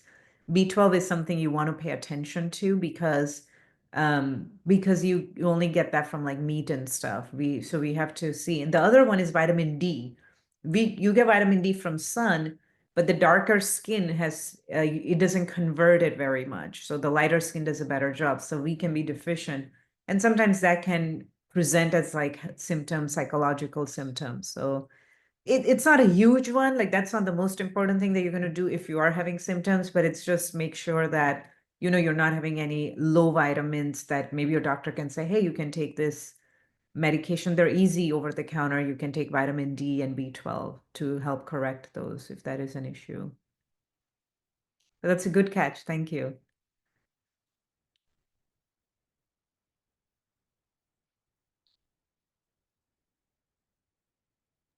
I really like the fact that you have mentioned abdominal pain.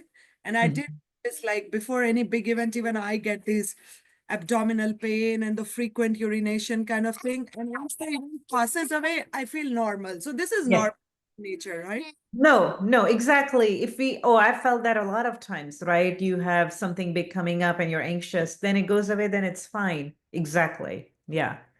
Yeah. We go through that all the time. But I think it is when it becomes just stays there, doesn't get better. And we're talking months, like, month after month, there's nothing big going on, but you're feeling kind of down and worrying all the time, that sort of thing. But yeah, you're right. A lot of us experience those things from time to time.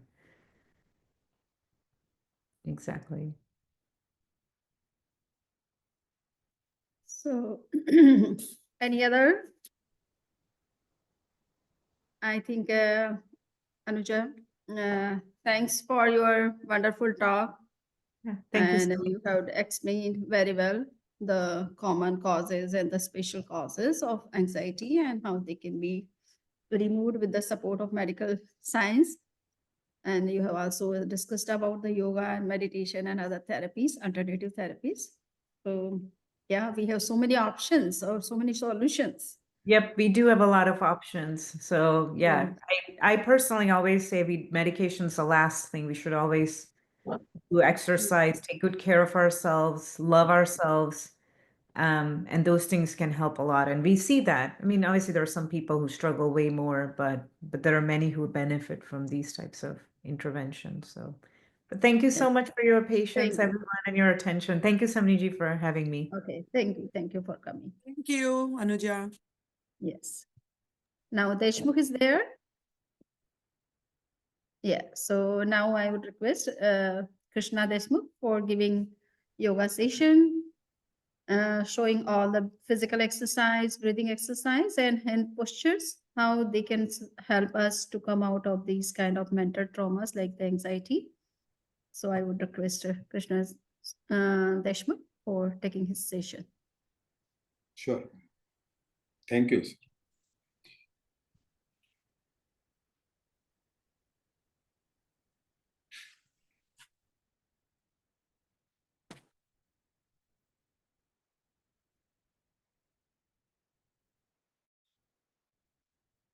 Can you spotlight me?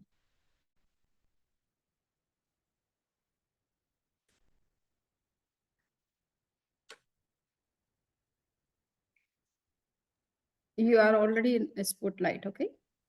Oh, this is not coming. Okay, yes.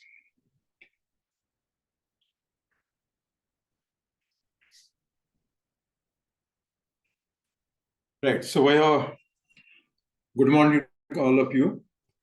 We have already learned about anxiety, or what you call as a panic, or it is nothing but some negative thoughts in mind.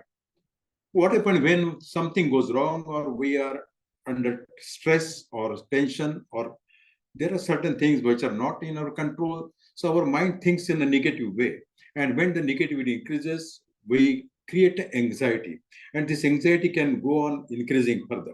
So you will be under stress, and whatever you never thought, that will come to your mind. So that should not happen. So what should we do? What in that case, what happens? When you are under anxiety or panicky situation, the sympathetic system starts working.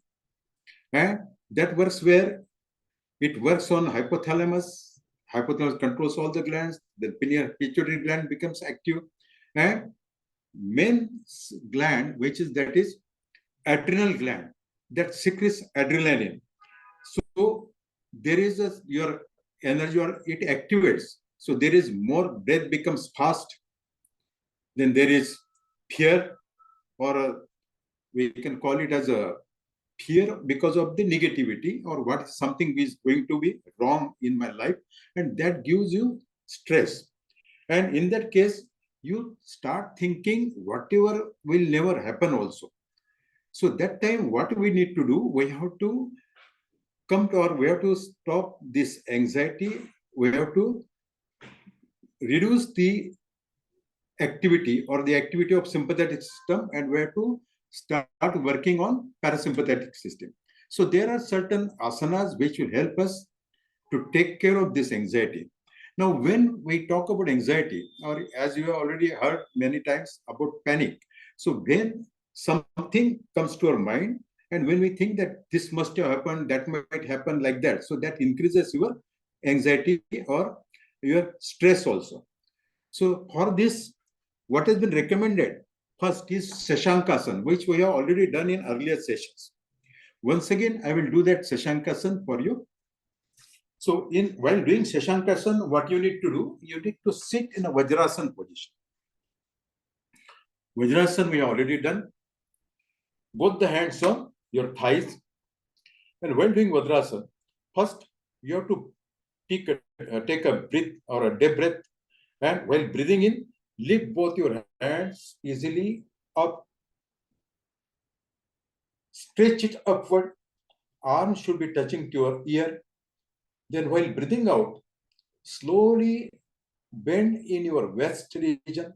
Gradually breathe out completely, hand touching the floor.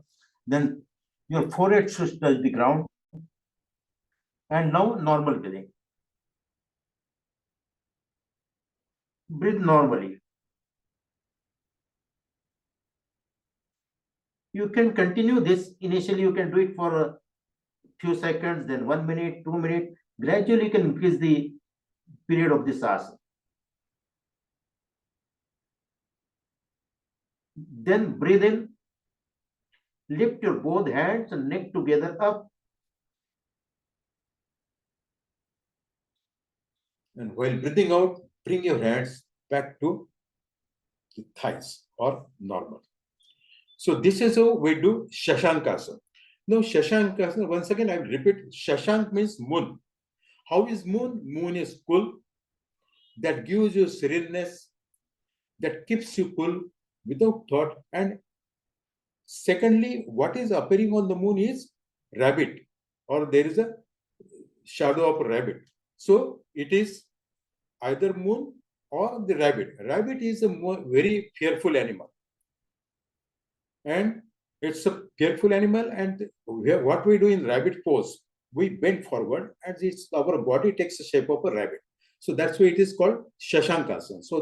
So moon and rabbit, they are very cool, fearful. So in that case, what happens when you are under the stress or anxiety, there is more blood flow to your brain. Nervous system becomes active. parasympathetic becomes active, sympathetic, the stress reduces. So in that, what happened, whatever that anxiousness you have got, whatever that adrenaline which is secreted, which is giving you energy, that is reduced, the mind becomes cool, mind becomes peaceful, and you come out of this anxiety. So that is one asana which will help you when you are anxious or when there is anxiety, or in Hindi we call it as chinta or panicky. So this is because the thoughts come to our mind and mostly they are negative thoughts. So that time what we have to do, we have to come to positivity. That's how we can control. So this is one asana we have already seen in earlier stages also for headache also, because here there is more blood flow to brain. So brain gets more oxygen, more energy, more glucose also. So this is helpful even in hypertension. So this one asana you can practice for anxiety. This reduces anxiety. There is another asana, that is yoga mudra. We have already done yoga mudra. Yoga mudra can be done in Padmasana or in Vajrasana. Padmasana is little difficult, so do it initially in Vajrasana only. So while doing yoga mudra, what we are doing here, we have to sit in a posture of Vajrasana, then hold your left hand with right hand behind the back. Pull it downward. Take your hands to the our soles. Bring it down. Take a deep breath. And while breathing out, gradually bend your back or bend your waist region. Gradually. You should be looking forward. Don't bend in your back. Bend in the waist region. Gradually, slowly down. Try to touch your forehead to the ground. Now, normal breathing. What you can do, you can lift your both the hands up, whatever is possible, as per your capacity. You can stay in this posture for a little longer time also, but gradually increase the period. Don't do it at the first instance. Gradually you can increase the timing. Then breathe in and up. Back to Vajrasana. So this is Yoga Mudra. Now here also we are bending forward. So one thing is, when we are bending forward in Yoga Mudra also, in earlier Shashankasana also, both these asanas, they are useful in diabetes also. Because here what happens, there is a pressure on your liver, on your stomach, on pancreas, small intestine, large intestine. So that helps in good digestion also, reduces constipation also. And when there is a more blood flow to the brain, we are talking about anxiety. So that brings your sympathetic or autonomous nervous system to lower. There is a balance between sympathetic and parasympathetic. So that's how the negativity in our mind is reduced. The stimulation we got through sympathetic system, that also is reduced. Parasympathetic starts working, so that relax you. The hormones which have been secreted during or by this sympathetic nervous system, that also get balances. And when there is a balance between your hormones, the anxiety is reduced and emotions are controlled. Emotions are balanced. They are also balanced. So when our emotions are active, that takes you anxiety. And when anxiety is continuously there, then you go into frustration. Then there can be stress. So there will be, because there will be mental stress as well as emotional stress. So that will be reduced with both these asanas. One which we discuss about it, Shashankasana, and another is Yoga Mudra. These are the two asanas you can do regularly. And as I said earlier, you can increase the time as much you want to. Gradually, you can take it to 1 minute, 2 minutes, 3 minutes, depending on the requirement. And that will make you calm, cool, and thoughtlessness will come automatically. Because this asana is also, Vajrasana is also used for meditation. So these two asanas we have discussed. Then third is Ardha Matsyendrasana. While doing Ardha Matsyendrasana, you sit in the position of Dandasana. both the legs straight. Keep your body straight from the waist region to the neck. Now here what to do? First, fold your one leg, either left or right, because we have to do it from the both the sides. So first I will fold my left leg. So fold your left leg, bring the heel to the buttock. Then cross your right leg, fold it in knee, cross it on the left leg near the knee. Now, right leg is up, so right hand behind. Left hand up. Breathe in. While breathing out, press your knee with the elbow. Hold the ankle of the same leg. So this will be the position. Now, breathe in, and this hand which is free, take it to the back. Try to bring it near the navel and turn behind. So there is stress in stomach. Turn behind. Look at behind. Backward. So this is Ardha Matsyendrasana. Now when you are in the asana, you have to breathe normally. Normal breathing. And stay some time. Initially start from half a minute, 1 minute, 2 minutes, 3 minutes. Like this you can increase gradually. Then breathe in, neck, straight your neck and open the asana. And this way, once we have done with right leg up, now we can change the leg position. So right will go down. The heel is near the buttock. Cross your left leg near the knee. Now left leg is up. So left hand, you can put it on the floor or behind. Lift your right hand. Breathe in completely. While breathing out, press your knee and hold this ankle. And left hand, take it to the back side. Try to bring it near the navel and turn back side. Give complete stress. And then breathe normally. Normal breathing. So whatever time you did it for the other leg, same time you can do for the other leg. This leg also.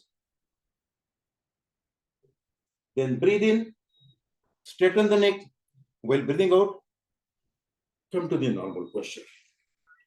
So this is Ardha Matsyendrasana. The name is Ardha Matsyendrasana or Matsyendrasana because Matsyendranath was this asana and he was meditating in this asana. That way the name is Ardha Matsyendrasana. Purna Matsyendrasana is done in this sitting position like Padmasana, which is difficult, so don't do that initially. Do this Ardha Matsyendrasana. In Ardha Matsyendrasana, now in Shashankasana or Yoga Mudra, we bend forward. So we are bending downward in the spine. When we do Halasana or Naukasana, etc., that time we bend backward. In this asana, your vertebral column is straight. We are twisting it. Vertebral column is twisted. So we are twisting like this. So that makes your vertebral column flexible. And I said earlier also that if your vertebral column is healthy, then you are healthy. If vertebral column is not healthy, you cannot be healthy. So we have to make our spine or vertebral column strong. If it is healthy, you can be very healthy. Now, when we are turning, now what is happening? There is a pressure on stomach. So there is a massage to large intestine, small intestine, liver, pancreas, all internal organs. And this is, as I said, this asana was used for meditation by Matsyendranath. So when we meditate, what happens? The thoughts, they are stopped. Because anxiety comes when there are so many thoughts, they are coming one after the other. This will happen, that will happen, what will happen, if what I can do. So that negativity is there. So when you are in a position of postures, various postures which are used for meditation, our focus changes. We are doing that asana. Now, when I was talking, similarly, I was telling that you have to lift your right hand, then pull it down, breathing out, push your knee like that. So we are engaged in that. So negativity stops. So when negativity stops, sympathetic calms down. Parasympathetic start working. That makes you peaceful, calm. And when you are calm, your anxiety decreases. So apart from this, there are many help. Even this asana is also helpful for diabetes. Very good asana for diabetes. And as I said, since it gives massage to all internal organs, there is a good digestion. Those who have constipation, that also is removed. Your abdomen and internal organ becomes healthy. There is more strength in stomach also, or these muscles of our belly, they become strong. And this also helps to reduce your anxiety because it activates parasympathetic system, and sympathetic and parasympathetic gets balanced. So these three asanas we have so far described: Shashankasana, Yoga Mudra, Ardha Matsyendrasana. And another is Kayasarg. So Kayasarg was taken by Samani ji last time also. And Kayasarg is, you know now very well. So it is the starting point, midpoint, and end point of our Preksha. So that reduces your stress. Kayasarg. Kayasarg, what reduces? It reduces physical, mental, and emotional stress. And your physical, mental, and emotional stress is reduced. Parasympathetic start working. Your views in the brain that also come to alpha level. So you are alert. You are experiencing what is happening. You experience this cool or relaxation in the body as well as mind, both. And your sympathetic, parasympathetic starts working, and that reduces the stress and anxiety. So these are the four things which you are supposed to do for anxiety or chinta or anxious situation. So Shashankasana, Yoga Mudra, Ardha Matsyendrasana, and Kayasarg. Kayasarg, somebody, trainer can take it for you, or you, once you know what is the procedure of Kayasarg, you can do it yourself. That also will, yes, sometime you may go into sleep, nothing wrong. So that will make you relax. And when you are relaxed, then you will get that relaxation or the rest which happens after sleep. Otherwise, if you are under stress, if you are under anxiety, even if you sleep, you may feel, I couldn't get a good sleep, or I didn't sleep, like that. So these are the four exercises, or rather postures I have told: Shashankasana, Yoga Mudra, Ardha Matsyendrasana, and last is Kayasarg. Now here, pranayama. Now, what happens when we are anxious, when we are under anxiety, when we are under stress? What do? We exhale deeply. So here also you can do that. So breathe in completely with your nose. Take a breath, complete deep breath. And while breathing out, breathe out through your mouth.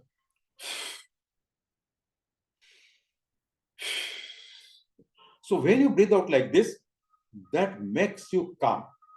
That reduces the stress, reduces the tension. And you come to normal posture. So that's how you can relieve the anxiety. This you can do continuously for 5 minutes. Breathe in completely, breathe out through mouth. When you are doing some other questions, if you feel breathlessness, etc., there also can do this. That will relax you immediately. So this gives you relaxation from the stress or anxiety. So parasympathetic will start working, anxiety will be reduced, and you will become calm. And that time, this negativity or negative thought should be stopped, and you think positively. Like when we say, I am tired. So that is negative thought. So on the contrary, what you should say, I am relaxed. I am relaxed. So the message goes to your subconscious mind. It prints in a picture a person or a picture of a relaxed person. But when you say, I am tired, I have tension, I have stress, it prints a picture of a stressed person or an anxious person. So you should change your thought position. That can be done through Preksha. Okay, so this is one. So deep in, or take a deep breath through nose and breathe out through mouth gradually. You can do it through nose also. But when you breathe out from mouth, your stress reduces immediately. So that is one you can do pranayama. Then another pranayam we have already done, that is Chandra Biji pranayam. So you can keep your left hand in Jnana Mudra, make this posture. So this between two fingers, that is index finger and middle finger, hold it.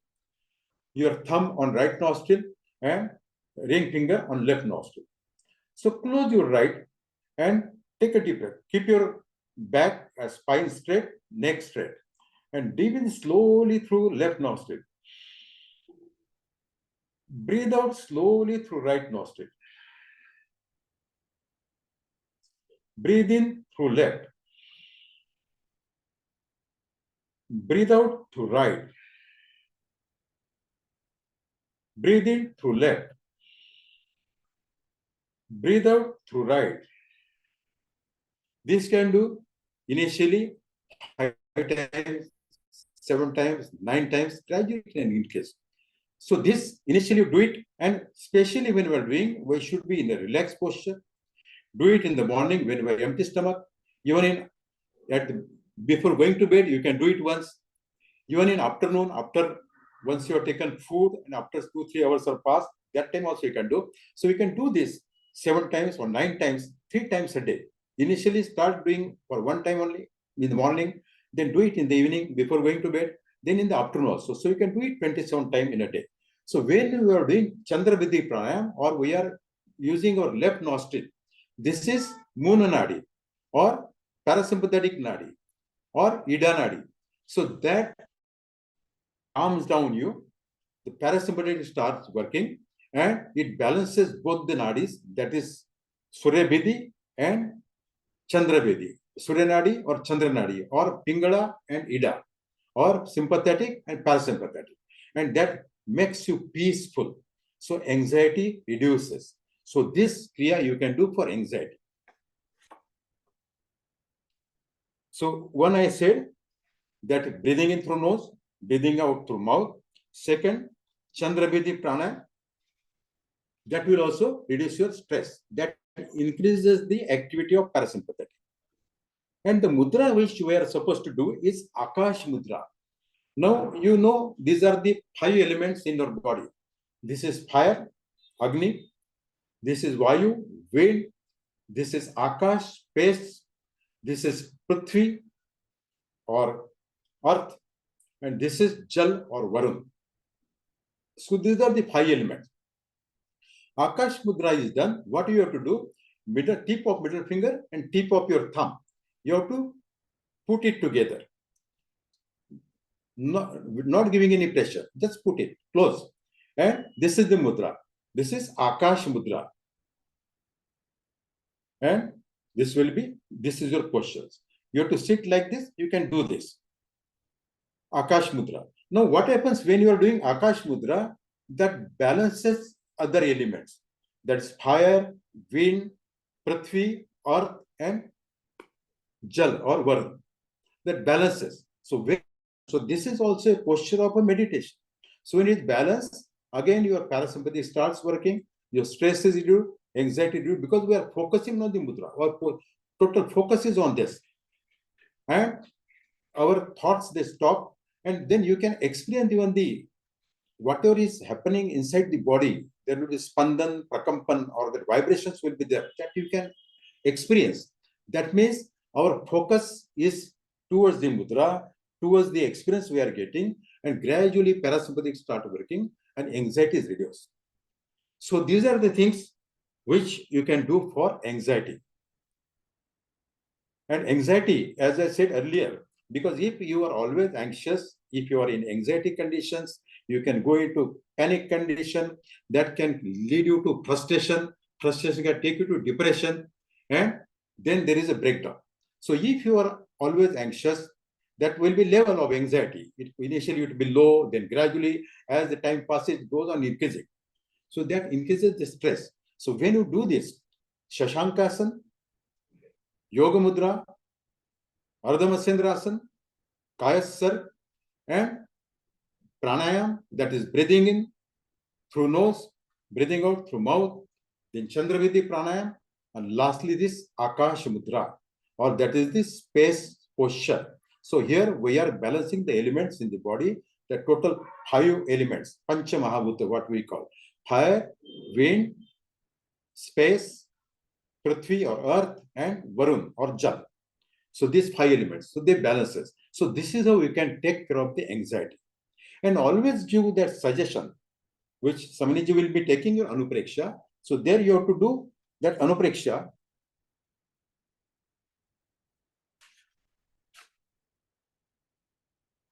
That is anxiety, what it causes to the body. So we are just repeating that I am coming out of that, or that you have to repeat in the body. So it is the repetition. So what happens, the subconscious mind grabs it, and whenever you are under stress or anxiety, it gives you suggestion, don't worry, relax, relax. And that's how we relax. And second is, there is on Vishuddhi Kendra, you have to do that blue color dhyan, meditation with the blue color. Blue color like the neck of a peacock, bright blue color. Okay, to mudra I told. So this is one. Second condition, and this Akash Mudra, I told you, I will tell you another benefits also. Akash Mudra, as I said, one that balances the all element.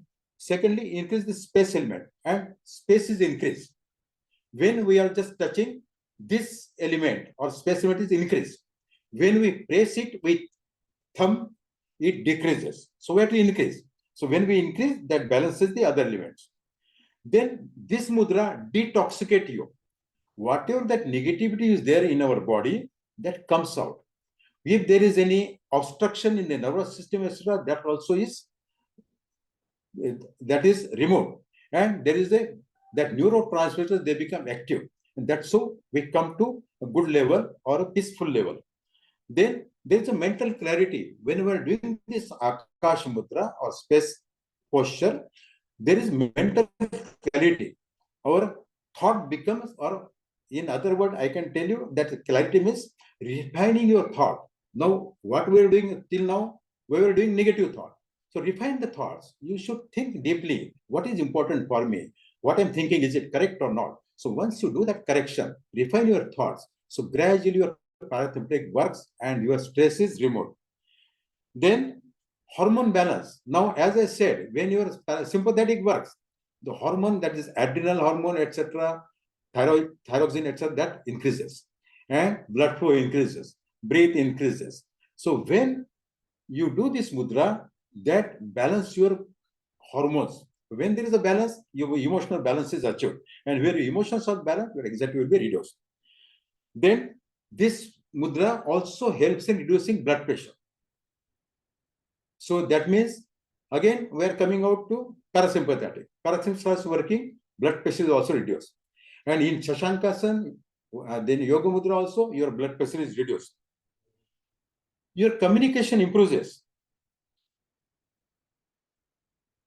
Because you are calm, your communication becomes also impressive, or it increases. This is a posture which gives you that meditation also. So this is deep meditative practice can be achieved through this mudra, or spirituality increases. When this Akash Mudra, it is again, it increases calcium in the body. So your bone structure also improves. So that weakness of bone also is reduced, or bones so become stronger.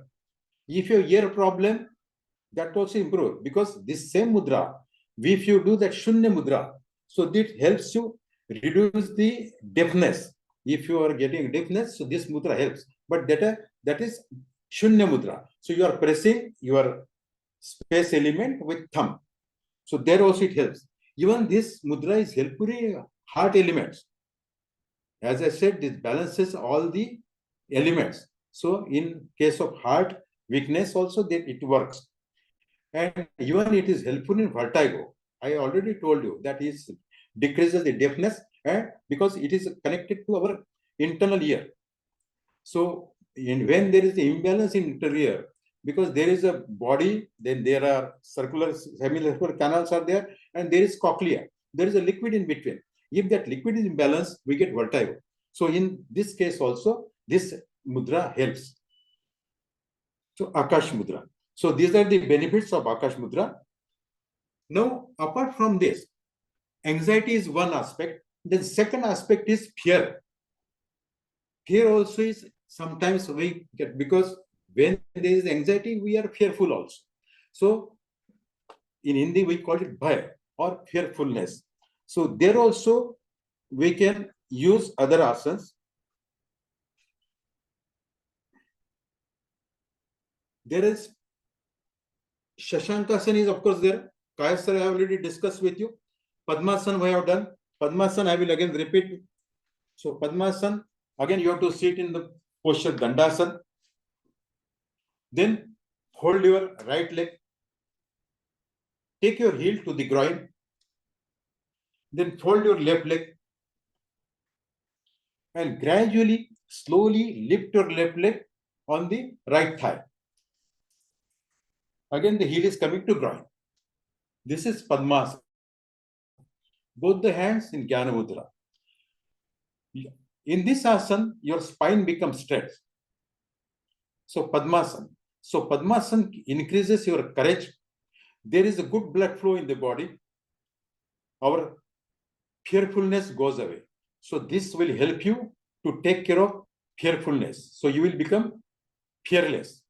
So this one asana you can do, Padmasana, or we call it as a lotus position. So these are asana you can do. It is a little difficult asana, so you have to practice. You can do leg exercises, and after that you can do this. If you are not used to do this action, so you can do it after doing leg exercises. So this is how is Padmasana. So both the heels will come to your groin. So the shape comes like a lotus petal. That is why it is Padmasana or lotus mudra or lotus posture. And while opening this, initially, when you are doing it for the person, then slowly help your leg, bring it down, and the other one. So this asana you can do Padmasana or lotus posture. Then second is, one asana is Mahavirasana. Mahavirasana is a little difficult asana. I have also not done for many time, last many months also. So this I will tell you how it is done. Mahavirasana is a virasana, or it's a asana which increases your posture, which increases your confidence. While doing this asana, you have to stand straight, keep a distance in your both the legs, little apart, maybe 1.5 feet or so, and you have to hold your elbow with right hand like this, but to the back side. I will show you how it is done. First, hold your right hand, bring it to the back, hold your left elbow with right hand, and hold your right elbow with left hand, left palm. This will be the position. Now your hands are locked. Then there is a 1 to 1.5 feet distance in both the legs. Now take your right leg forward. So now one leg is behind, one is forward. Both the hands are locked behind. Now breathe in, and while breathing out, the leg which is forward leg, bend that knee. Bend the knee. And while breathing out, slowly, gradually bend forward. And don't bend in back, bend in the west region, gradually. And try to touch your forehead to the right toe. Slowly. And not necessarily that you have to touch. Whatever is possible, do it as per your capacity and carefully. Because this asana, your hands are locked, so balancing also is another skill we have to become expertise in balancing this skill. So gradually bend forward, bend down, and you can increase the space between the legs and try to touch your forehead to the right toe gradually. Stay for some time. While breathing in, again come to the normal position. Now we have done it in one side. Now again, keep that same distance in both the legs. Now, first time we took our right leg forward, now take left leg forward, right leg behind. Same situation we have to do. Again, breathe in and bend forward, gradually, slowly, and try to touch your forehead to the left toe.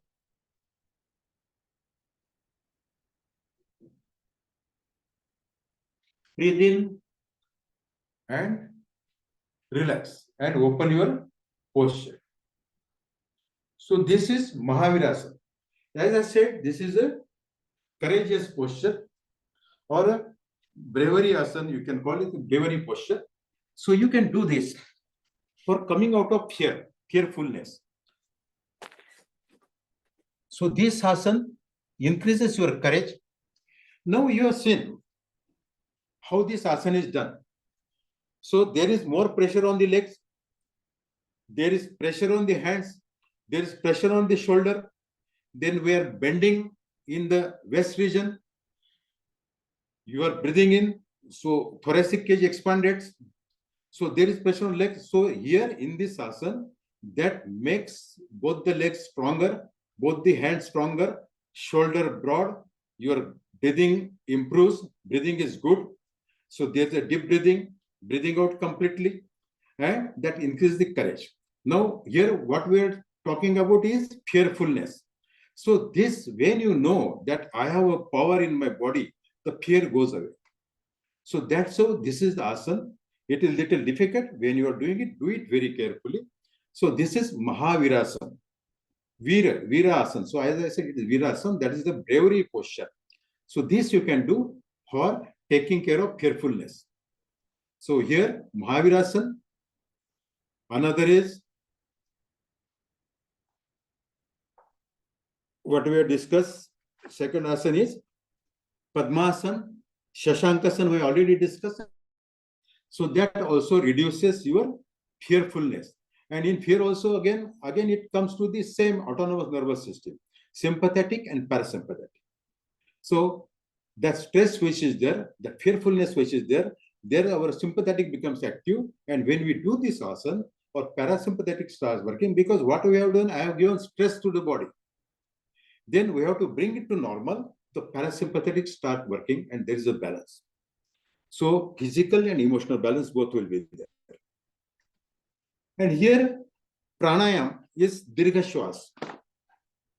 Dirgha shwas, that is deep breathing. Very simple. Both the hands in a Jnana Mudra posture. Keep your body straight, your vertebral column and neck straight, and breathe in completely. Breathe out completely. So deep breathing. And when you breathe in, your stomach muscle or bellow should come out. When you breathe out, the stomach muscles go inside. That you have to experience. If it is happening reverse, that means you are not taking correct breath. So while breathing in, stomach should come out. While breathing out, it should go in. That should be the scientific respiration. So both the hands in Jnana Mudra and take a deep breath. Stomach is out. Breathe out completely. Stomach is in. So do this gradually. Initially, you can do 5 minutes. And otherwise, whenever you get time, whether it is 2 minutes, 3 minutes, 5 minutes, you can do this exercise or this pranayama. So deep breathing. So that also reduces the fearfulness. And then another is pranayama is Keval Kumbhak. Now, Kumbhak is of two types. One is with connectivity with breath. One is without connectivity with breath. So Keval Kumbhak is without connectivity with breath. We have already discussed earlier Bahya Kumbhak and Antar Kumbhak, or internal holding the breath. So breathing out, when we breathe out, hold the breath, that is Bahya Kumbhak. External Kumbhak. When you breathe in, hold the breath inside, that is internal Kumbhak. So when you breathe in and hold it, that increases your body, or it makes your body stronger. When you breathe out outside and hold the breath, that makes your mind stronger. And there is another Kumbhak, Sahaj Kumbhak. That time you stop your breath anytime. So that increases or that reduces the chanchalta or the wandering of your mind, that reduces it. Keval Kumbhak is without connecting with breath. So there is no breathing, there is no breathing in, or no inhalation, no exhalation. And this can happen, you can experience. When we do Kapalbhati or Brastrika, etc., so we are doing it completely. When you do Kapalbhati, we are forcefully doing exhalation. For inhalation, there is no efforts. And when you do it gradually. But don't do it initially 100, 200 or like that. Start with 20, 30 if you're a beginner. Do it and then experience the vibrations happening in our face, in your brain, or in forehead also there is happening. And then that time, your breath becomes very, or because we have done, then after when we relax, the breath becomes very slow. A time comes that we forget your breath. So that is the Keval Kumbha. So when you can do this, after every Kapalbhati, you can do initially do it 20 times or 30 times, one exhalation in 1 second, like that, slowly. As you are expert, then you can gradually increase. Then you can take it to 60 also. And after doing Kapalbhati, then send it is posture, experience the vibrations happening in your brain, and your breath will become very small or very long gradually. That is Keval Kumbhak. So when you do this Keval Kumbhak, that reduces the fearfulness. You become fearless. I will tell you the advantages again. So that reduces that removes the fear which is there in your mind. So automatically you become in that condition, fearlessness or abhay. So this is for when you are fearful, you can use these techniques, Dirgha Shwas and Keval Kumbha. Then there is a Preksha of pink, we call it as Abhay Anupreksha. You have to focus on our Ananda Kendra. Then pink color meditation you can do there.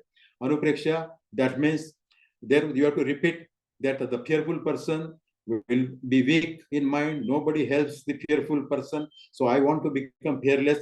So we have to remove or repeat this 9 times openly, verbally. Then do a mental jump of the same sentences. And then you have to continuously, and then you have to give these instructions to the mind. That is Abhay Anupreksha. So that we can do. Then there will jump. And here there is a mudra. Mudra is Abhay Mudra. Abhay Mudra, there you have to bring your hands up, both the palms near the shoulder like this, and keep it straight. And there it can be done in 2 ways. One, you fold your first finger, index finger and thumb, and touch your index finger to the tip of thumb. And the rest fingers will be straight. And your palm facing outward. This is the Abhay Mudra. This also increases your courage and reduces the fearfulness. This one. Or you can do it other way. Keep your hands like this and thumb you press like this inside. This is Abhay Mudra. So you are coming out of fearfulness. That will give you fearlessness. So you will be, there will be no fear. So this is, in this case, we can practice these mudras. I will tell you the benefits of Abhay Mudra again. So that brings fearless and relaxation to your brain. So that message go to the brain, your brain get relaxed. So what thoughts were there in your mind, that fear thoughts, that goes away. We become fearlessness. Or Abhay Mudra also calms fear-related emotions. So fear-related emotions, again, we are coming back to the adrenal gland or sympathetic nervous system. So when that adrenaline is released in the body, then blood flow increases, your breath increases, and you become stressful. So that is reduced. So this mudra help you reduce this condition. Then this also reduces the irritability, because when you are anxious, you become irritable also. Or in Hindi, we call it chidchidapan. So, or irritability, that is also reduced. And anger also is reduced. Anxiety is reduced. So these are the benefits of this mudra. This mudra calms the nervous system and helps to relax the body. So when your nervous system is calm, your body is relaxed. This mudra will increase your spiritual strength also. Secondly, as I said, there are certain asanas when there is, or our pineal gland becomes active. Pineal gives that releases melatonin, and melatonin increases or improves our mood. So our mood, when we are under stress, our mood cannot be good. When you are in carefulness, your mood cannot be good. Or when you are having anxiety, your mood cannot be good. So when we practice all these mudras and asanas or postures, that time this melatonin is increased. And when we are doing exercise, otherwise also melatonin, then endorphin, oxytocin, that is increased, and we become fearless, we become calm, we become cool, stress is relieved. And when we are practicing these asanas regularly, you can be, anxiety can be taken care of, or even that fearfulness also can be taken care of. So these are the postures and mudras I have told, and the pranayama also. So these are the things you can practice for abhay or fearfulness and for anxiety. Anything remaining? Dirghashas and Keval Kumbhak also I explained to you. So these are the pranayama, asana or postures you can practice, and mudras. So mudras once again, for our abhay mudra or fearfulness, this abhay mudra, either this or this, and you can do it, practice for 15 minutes, 30 minutes, like that, whatever time you have. And second mudra was Akash mudra, that is space element. So Akash mudra. So this you have to be like this. Abhay mudra is like this. So these are the mudras you can practice. So this is about anxiety and fearfulness. Anything you would like to ask, or any questions over there? Can you share the book that you are referring to? Can you show the cover of the book? This book is written by Acharya Mahapragya. Yes. The name of the book which is with me is in Hindi. It is Tum Swasth Rah Sakte Ho. That means you can be healthy. And by healthy, how? By doing these postures, then pranayam, then mudra, anupreksha, that is contemplations, and jap, and food also. Food, here there is no food, we are not talking much about, but this is emotional things. So here we have to bring our parasympathetic into action. So the book is this. I can show you the book. This is Tum Swasth Rah Sakte. That means you can be healthy. This is written by Acharya Mahapragya. Thank you so And much. not only that, Acharya Mahapragya wrote this book. He has practiced all these postures, all pranayam, for 13 years in his life. And after that, he has made it available for us. So you can be very sure that all these systems, so whatever I have talked to you, is working definitely for us. And when the doctor was with us, I think Mr. Nitin has asked a question about medication. If you do this, you will not need medication also. That's what I can tell you. And I am not telling you theoretically, I am telling you with my experience. And I Okay? tried Thank you, to Deshmukh ji. the Matsyandra Asan, but I'm not able to take my hand around and touch my, it's like little So practice. this is little difficult asan. Okay. Before practicing Ardha Matsyandra asan, I will tell you, do Vakrasan. Vakrasan, you have to sit in a Dandasan position, same way. Keep your left leg straight or right leg straight, anyone. So I am keeping left leg straight. Fold your right leg, cross it over left leg. Now right leg is up, so right hand behind, left hand up. Take a deep breath while breathing out. Press your knee with left elbow, hold your ankle, then turn your body backside while breathing out completely. So the leg which is straight, the knee which is forward, then shoulder, other shoulder, and neck should come in one line. Now breathe normally. Hold it for some time. Breathe normal breathing.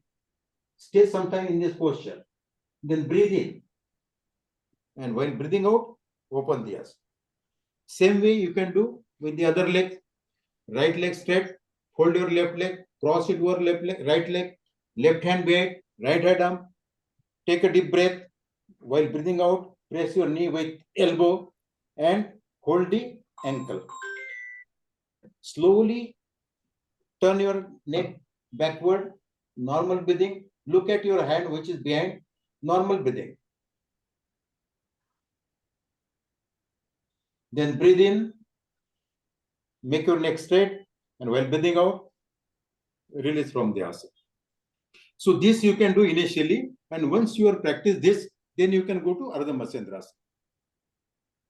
This asana also is helpful for diabetes. And once you have practiced, so your body gets steady, there is steadiness, firmness in the body, then you can do that. Otherwise, if you're doing initially Ardha Matsyendrasana, so when we are in this posture and you are holding, so your body should be able to tolerate that stress in the body. This is how. So what happens to the beginner will fall down or he cannot hold like this. So gradually you can practice slowly, gradually, and with regular practice, you can definitely do this asana. This is very good asana. And as I said, Matsyendranath, he was doing this for meditation. Thank you very much. So thank you very much. Today was the last session of this 6-week course. First of all, I would thanks to all my colleagues, Dr. Devendra, Dr. Raj, Dr. Prakash, Sancheti, Dr. Anuja, and yoga expert, Shri Krishna Deshmukh, for supporting to take this course. And they have given wonderful sessions to our participants. And I think all participants have benefited from these all different classes, from all different experts. And we will be in touch. This is the level 1 course, which we have offered for 6 weeks. In next, we also offer the level 2, 3, 4 like this, and will cover all different other diseases, which are the mental, physical, and emotional. So we will focus on them.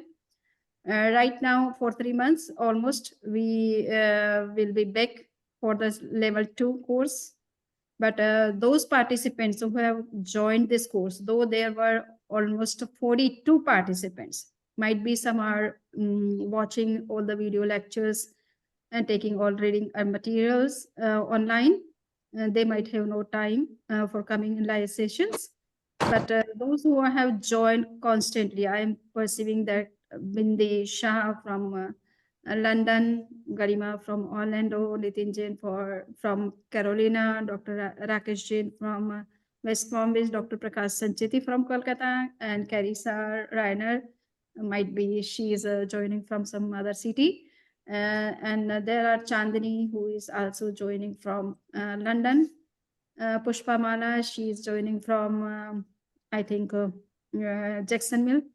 So I think all people, those who were very, very regular, all are, I have seen all these names that they have participated at regular basis. They have taken our quizzes and what is a feedback assignments seriously, though all have not given their feedback. We are looking forward for their feedbacks. It is not necessary that you have practice it regular basis during these session times, but you might practice it after the completion of the course and can give feedback after that. And it is not necessary that you have to practice all the yoga packages, because it is too much for everybody. Okay, so just related to your problem or those who are in your relation and having such kind of problems, you can give sessions to them. So you have 3 months time for giving sessions to other people also, those who are having such problems. So you can just give these yoga packages, suggest to them, and can give some sessions to them also. So that will be better for you also to learn in a better way. When we teach, we learn more in comparison to what we are taking classes. Okay. So it would be better if you can give sessions to other people, those who are having such problems. If you have some problem, you can also practice the concern yoga package, or you just one technique which is more beneficial for you. Maybe it is meditation, maybe it is a physical exercise, you breathing exercise, or mudra, or anuprekshas, or mantra meditation. So whatever is beneficial for your problem, just you can practice one thing and can give feedback after 3 months. Okay. And if you are giving sessions to other people, you can take feedback from them and can share with us. So that will help us for having case studies on these particular problems. So, and that will help us more to make it more scientifically proven techniques to the world.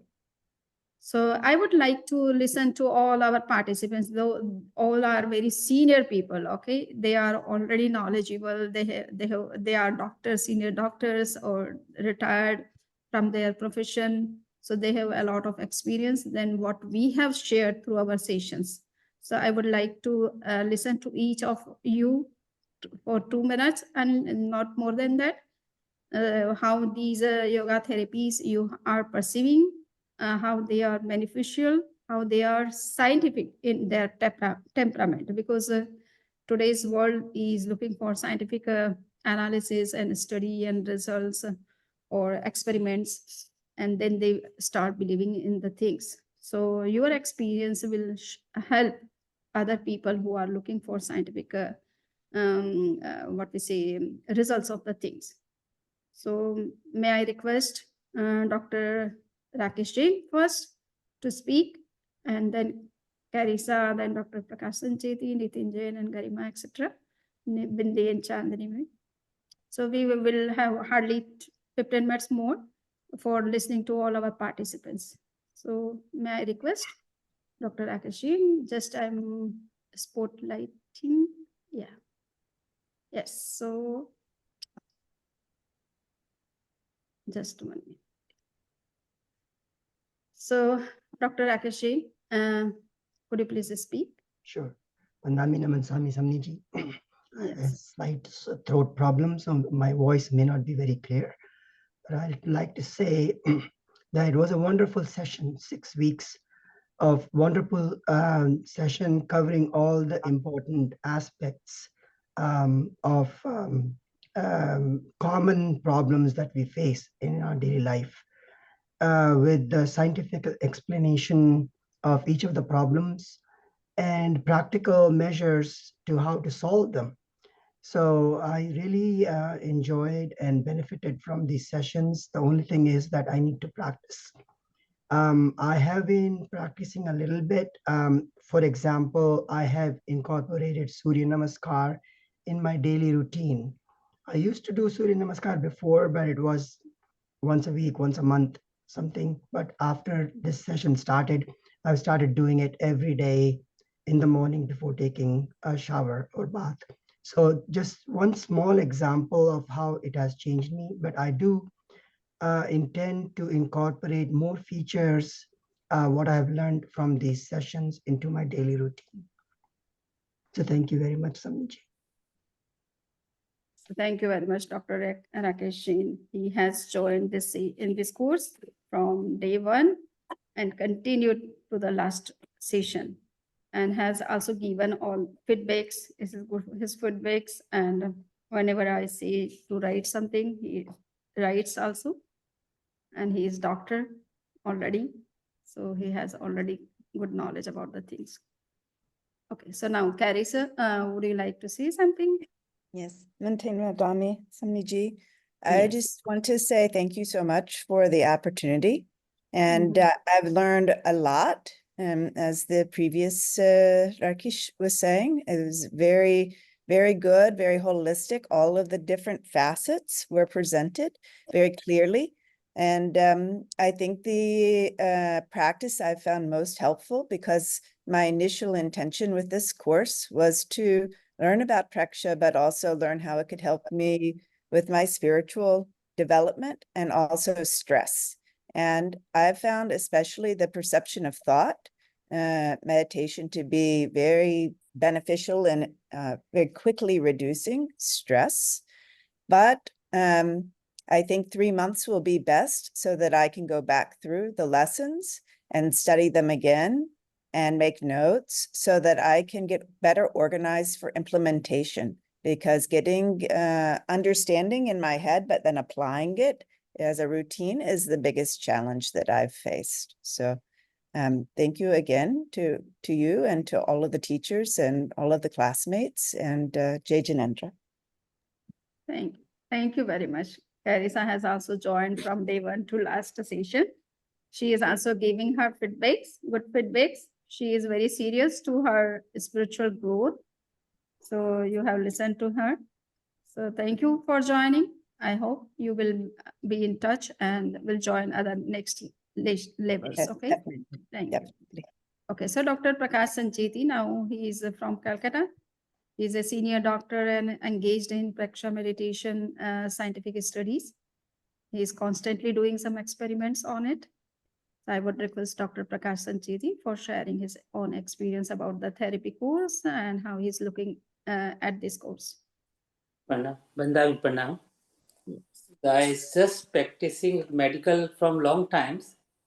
With that, I seen 20% diet role play, 20% your physical activity role play, 60% is the mind. Like anxiety. We have inner anxiety, external anxiety. Very difficult to diagnose. Who is anxious? Nobody accepting. I'm not anxious. What you are feeling, I'm not anxious. So who diagnose this anxiety? Very difficult situation come in my practice. Who will be your good diagnosis about your anxious or stress level? Very difficult. Then I suggest your wife is the first person, or your second wife or husband. You have to ask politely what my nature or behavior pattern may be right or wrong in front of you. You're not accepting. Second, your friend, your good friend, he will tell you today you are anxious. No, again you are not accepting. Then your subordinate, suppose you are working somewhere, my sister or maybe my receptionist, she will tell, no, doctor, today you are not well. Because she observing. The Preksha Dhyan is always say observation. Observation of anybody. You can be assessed nicely. My breathing is going very fast or slow or natural or whatever. If you are anxious, my breath will be fast. My heart will be fast. My sweating will become. My eye will be, all 5 senses disturbed. 6, mind disturbed. So this is the anxious, very difficult to diagnosis. But yes, if you want diagnosis, your person will be there. Even your sweeper, if you are doing your ghar mein chilla ho raha, ho hla, sweeper will know, your maid servant will know. No, you are not happy. Look, today you are anxious. So you have to accept, you listen first. And then acceptance, very important. This Preksha Dhyan course with capsule will all combination of treatment, holistic approach, I think is required. Target same. Our vision is same. But our path is different. Somebody say through yoga, somebody say through by diet, some through by you go spiritual. But journey, destination is same. One destination. So this is type of course, I think helpful. And I think we can start in the lower school level is much better, because child is grasping.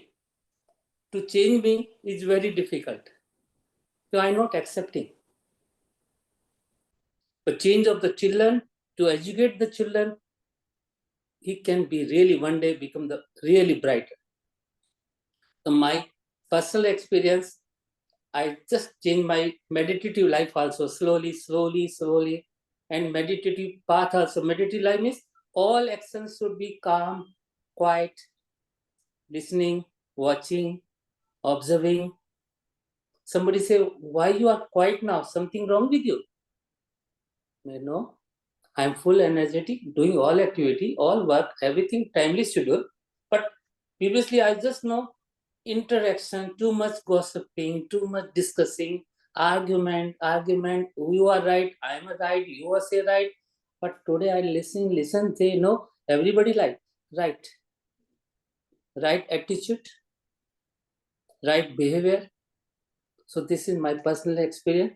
I learned from Samani about lot of previous course, this course. In future, I plan for to learn more and more with your good path. Become first, I become the superpower. Then I have to radiate something. If I'm not even the powerhouse, what electricity I can pass through transformation. So I need first my journey first. This is Samani given to me. Very thanks to. Thank you very much. Dr. Prakash is practicing so many things in a day. Instead of being engaged in his regular practice with the patients, he is practicing too much. I have seen his feedback. He is practicing so many things: meditation, anupreksha, yoga, breathing exercise, mudra, etc.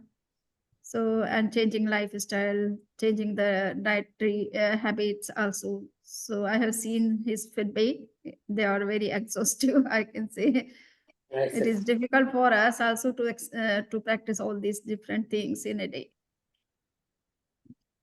Okay, so now I would request Nitin Jain. Nitin Jain is, could you please introduce yourself also in one or two sentences? Manami Shamiji.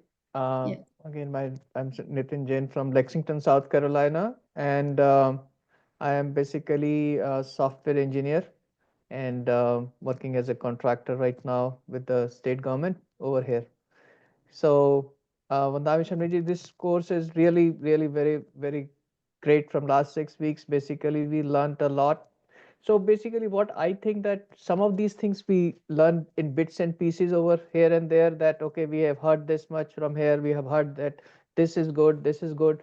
But the way you have structured this course, Shamiji, is great, because we are getting a doctor's feedback, we are getting a yoga teacher, we are getting a feedback from you for the theoretical knowledge, and then that is getting, gradually it is getting into our brains basically. So now I understand, oh, what is the function of pancreas, what is the function of this organ in my body, basically, how this exercise will, because it's massaging my pancreas. So okay, that makes sense. So basically when we get this holistic view, as Dr. Prakash also told, and so that way I think this is the real way of going. And I can now explain, so I was explaining to my kids, there's one already in job and one is in college, that when they come, that okay, this, how pancreas work, why insulin is needed, so all those things now I can tell them more scientifically. And then because now this course is telling us, and then this is the exercise we should do. And now today that anxiety one, and I feel like I had like one or two of those episodes today when I was listening to doctor. I was like, this is what I have gone through basically myself. And I was like, I didn't know that basically, because so that's why I was like, and now I can, at least with these courses, the back of the mind is there. And then I have already started, yoga and everything because of my back, like my neck pain and everything. Yeah, this makes sense what doctor was telling today. So definitely this is definitely a very, very good pattern, Shamniji, the way you have structured, because nobody has brought this kind of holistic view. Basically, they will bring, okay, yoga will come, but not Preksha Dhyan. But now you bring the doctor's scientific knowledge also in this, to prove that the studies have come. So brain gets accepted more, the acceptance is more high when we get all these from 360-degree view basically of the thing, basically the problem. So I think definitely this is very helpful. I'm looking forward for it. And Shamniji, I will promise I'll continue with, not a promise to you, this is promise for myself because this is for me, not for you. So I will definitely continue with this one, and then I will give you the feedback that, definitely that this is really, really helpful. Shamniji. Thank you. Thank you very much for your seriousness. And you have also taken everything very seriously and considered that they are working. You are also practicing the same thing.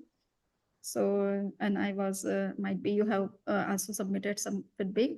So that is also very good to know that you are practicing so much things and very seriously and getting results. So we want to see that whether these yoga packages are really working or not. Just Definitely, Shani. theoretically, we know that they can work, but until and unless our patients or participants show that they are working at their level, we cannot be ensured. So it is good to get feedback from all of you, and I have seen that the feedbacks are very positive. Pranam, Shani. Now, okay, so now Garima, would you like to say something? First of all, I'd like to thank you, Samani, that gives me. We are really very grateful for organizing this session, this course for us. And I wasn't even much aware about it. And you told me, hey, we are doing this course and you should join. And I was like, okay, since. So I'm really thankful to you. I didn't plan on this. It just happened. And I'm so lucky that it happened to me and to all of us. And I'd really like to thank you for bringing so many doctors and especially the yoga trainers. And we thoroughly enjoyed it. And it is incredible to listen to doctors come in a platform when we have any issue, any trouble. The first thing that we say is, Doctor ke paas jao na. They'll help you sort it out. And when doctors come here and they tell us, you know, you don't really need medication, go to Samani ji.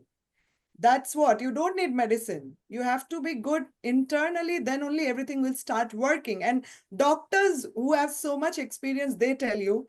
So at the end of the 6 weeks, I must say meditation is greater than medication. This is what I'm going down with. I haven't sent any feedback to you. I'm really sorry, but I am doing things on my own, what I can, and I am practicing as much as I can. And I must say that after these 6 weeks, I feel very positive and I feel that I'm breathing better and I'm sleeping better. So thank you, Pritagyosmi, and I look forward to these courses again. So thank you very much. Garima is very prompt in attending our classes, all different classes. She, in spite of being busy with young kids, she is taking all our classes very seriously and learning things in a proper way. I wanted her to be a yoga trainer, expert here, so that she can also start taking some classes. So, okay. So good. Thank you very much. Now, I would request Bindi Shah from London. Bindi. Vandami Namansai Samiji. Yes. Firstly, So, yeah, first of all, you should introduce yourself. oh, my name is Bindi. I'm from London, UK, and I have done previous courses, from Samiji, and I think I actually feel very, very fortunate to do this course. It was really well thought out, and I like all the participants up to now, whatever they've said, I agree with everything. And thank you for all the doctors that you brought in. So now everything makes everything makes more sense. And I do practice a lot of the asanas, but I think I need to do more. The ones that Krishna Deshmukh showed us. And so what I take on from this course is I really like the perception of thought and the breathing practices, the breathing that was explained today, and how it affects the nervous system and the parasympathetic nervous system as well. And I think what I need to now practice more is Kayotsarg, and actually catch your thoughts, and the breathing, a constant awareness. And Samiji, I will send you my feedback, maybe in January, once I do more of this, the Preksha Dhyan and the asanas and the mudras. And what I really liked was the, the connection, the explanation of the medical doctors when they brought in their slides. And ultimately, I think the conclusion was always that, the Preksha, ultimately, it's the Preksha meditation that is going to help one in their journey. So thank you, Samani so much. And thank you to all the doctors and the experts who taught us everything. Thank you. Thank you. Thank you, Vindisha. Vindisha is also, always what we say, taking part in our different courses. Might be she has taken so many courses, almost 5 to 6, which I have offered through FIU and through this JVB Orlando. So Thank she you, is always, Vandani. she is always interested in taking classes and always share her own ideas. She is also very thinkable person. So she also writes and thinks about the things. So thank you for participating. Yes. Thank you. Yeah. Chandani, would you like to say something? Yeah, Samniji. This has been a really good course for me. Basically, I'm a pharmacist, retired pharmacist, so there's a lot of knowledge, and also in our profession, we always go by evidence-based stuff, So you have put forward this program whereby there is evidence, there is allopathic side, there is the spiritual side, there is the mudras. I mean, it's an extremely well balanced and well planned course. Up to now, I haven't come across something like this where we have everything. So it's an amazing course. Only problem is the time, how much can you sort of take in. So I have really thought about it well. I'm thinking about it. It's question of discipline, charitra, like conduct is hard. And I would like to definitely, personally, I would like a plan. Uh, I need to look through all and plan to suit myself, the whole thing, how I can have a package which I can just do daily and really follow it. So you have provided us with all the tools. Now it's up to us how we are going to work on this. Samniji, it's really good. You've done a really good job. The doctors have done their bit. Deshmukh has been amazing. Even the other lady who came for the yoga asana, she was really good. I just wish we had something like this here where we can just tap into their knowledge, which is difficult. But Samniji here has started some pranayams in the morning, which is a good start for us. At least she's doing about 15 minutes daily. So even joining that is quite useful for me. Thank you once again. And also thanks to Bindi. She just convinced me to join, so I've joined this one. Otherwise, I think I wouldn't have joined. Oh, I'm glad you joined. I'm grateful to you, Samniji, to everyone, the organizers, and also the participants who brought up so many interesting questions. I mean, we are here for 2.5 hours, and even that doesn't seem enough. So imagine, this course is really good. And yeah, carry on. I look forward to the other one, and of course, I will practice and send you more feedback as I practice, Samniji. Okay. So it is very good. Yeah. Thanks, Chandani ji. She is already so senior and having so much knowledge about the medical science, being as a pharmacist professionally. And she has also been always in my courses I have offered through FIU or through Orlando. With Bindisha, she is always participating in my courses. So thanks for coming and joining all the courses and taking interest. So now, Pushpa Mala, would you like to say something?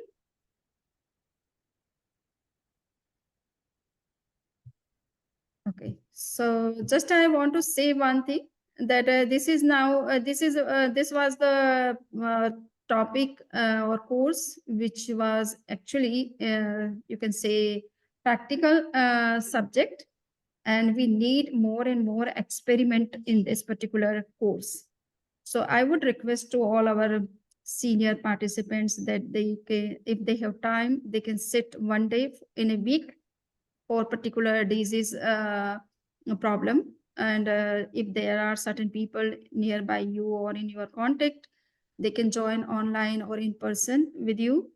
Just spare 1 hour or 2 hours time as a workshop on particular problem. You can take just as those patients who are having one type of problem and can give sessions as required. Maybe 6 sessions are sufficient for a particular problem. It is not necessary to cover all the yoga packages or focus on all the different problems. You should take just one type of problem and focus and give at least a minimum 6 sessions. And just 2 hours, you can just offer this kind of a course at your level, that if anybody wants to come and practice some yoga and meditation for this particular problem, so you are available for them. So if you can do that, so within 3 months, you can get a very good number of patients in your class also, and can give a good feedback to us that how they are working in different, in the case of different people. So just there may be some schools, some college, some NGOs or some other organizations where, or some such kind of people who are there, and or psychiatrist, you can connect with some psychiatrist and can help them by giving such sessions. So that can also be the way to conduct some research. So these 3 months for your experimental study, research on any one of the yoga packages. It is not necessary to focus on all the 6. And to try to get more and more study about that particular problem. There are a lot of informations available on internet regarding anxiety or stress or any other. So from medical point of view, you can see all those materials so that you can explain things very well and can deal with their problems according to their problem. So just I want a request that you should conduct some research during next 3 months and give us your feedback, whether you have done this experiment on yourself or on others. Just I need some feedback. Okay. So thank you for joining again. Shamiji, last question, like whether we can share this, like suppose if I want to share this, material with somebody, is it allowed, or like we can only hear and then we can just tell them, like whether, Okay. that's permission I just want to ask. Okay, you can share. We have no problem. Just I want to get some seriousness in the participants, and that's why we say that this is the course, and we are offering it again and again. So for your benefit, you can you are open to have to get access to any materials. But if the whole course, Google course, you should not. What we say, share with all of them, but particular lecture, if you want to share, or particular yoga class you want to share, you can share that one. Okay, but you should not give the access of Google class, because otherwise people will not take seriously the course. Thank you. Yes. So thank you. Now this 6-week course has successfully completed with the support of all of you. If there is no participant, no doctor, no yoga trainer, or no any of us can work. So after all, it is support of all our participants, and those participants who are already having so much knowledge, they are supporting in this course. That is very good or positive sign, or you can say very good for us. So thank you for coming. Be always in touch, and please use this your knowledge for the benefit of yourself and for others. Thank you, Samiji. Thank you, Shamiji. Thank you. Thank you. Yeah. Okay. Samani ji, give us a Mangal Pak now. So we can Okay. finish that.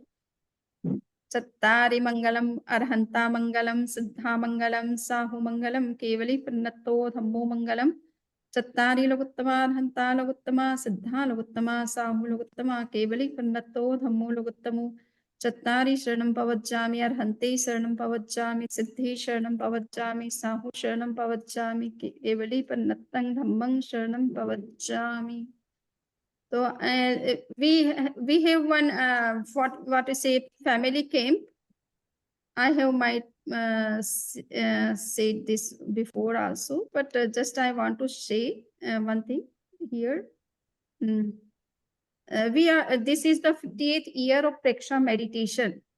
You can see that from last 50 years, this Preksha meditation is going on. And 100,000 people are associated with this technique of meditation.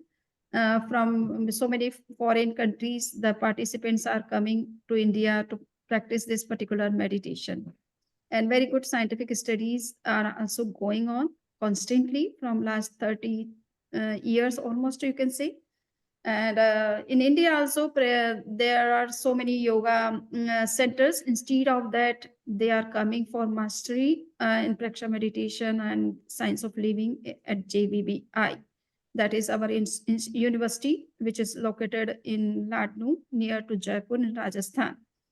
So from last 30 years, this university is focusing on Preksha meditation and its scientific studies.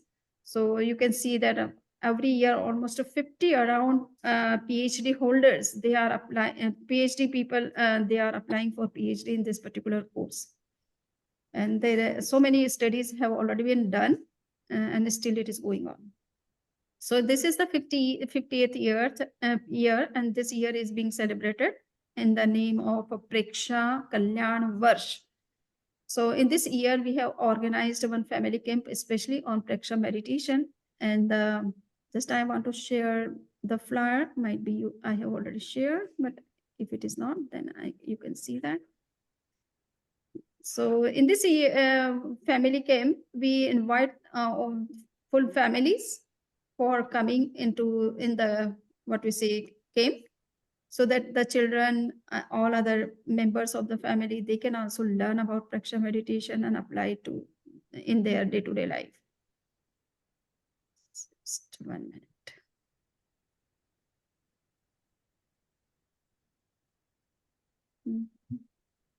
Yes. Yeah, so I think it is visible to all of you, no? Yes. Yes. Okay. So this is a Preksha meditation. You can see that transform yourself through Preksha Dhyan. So this is the 50th year of Preksha meditation, and we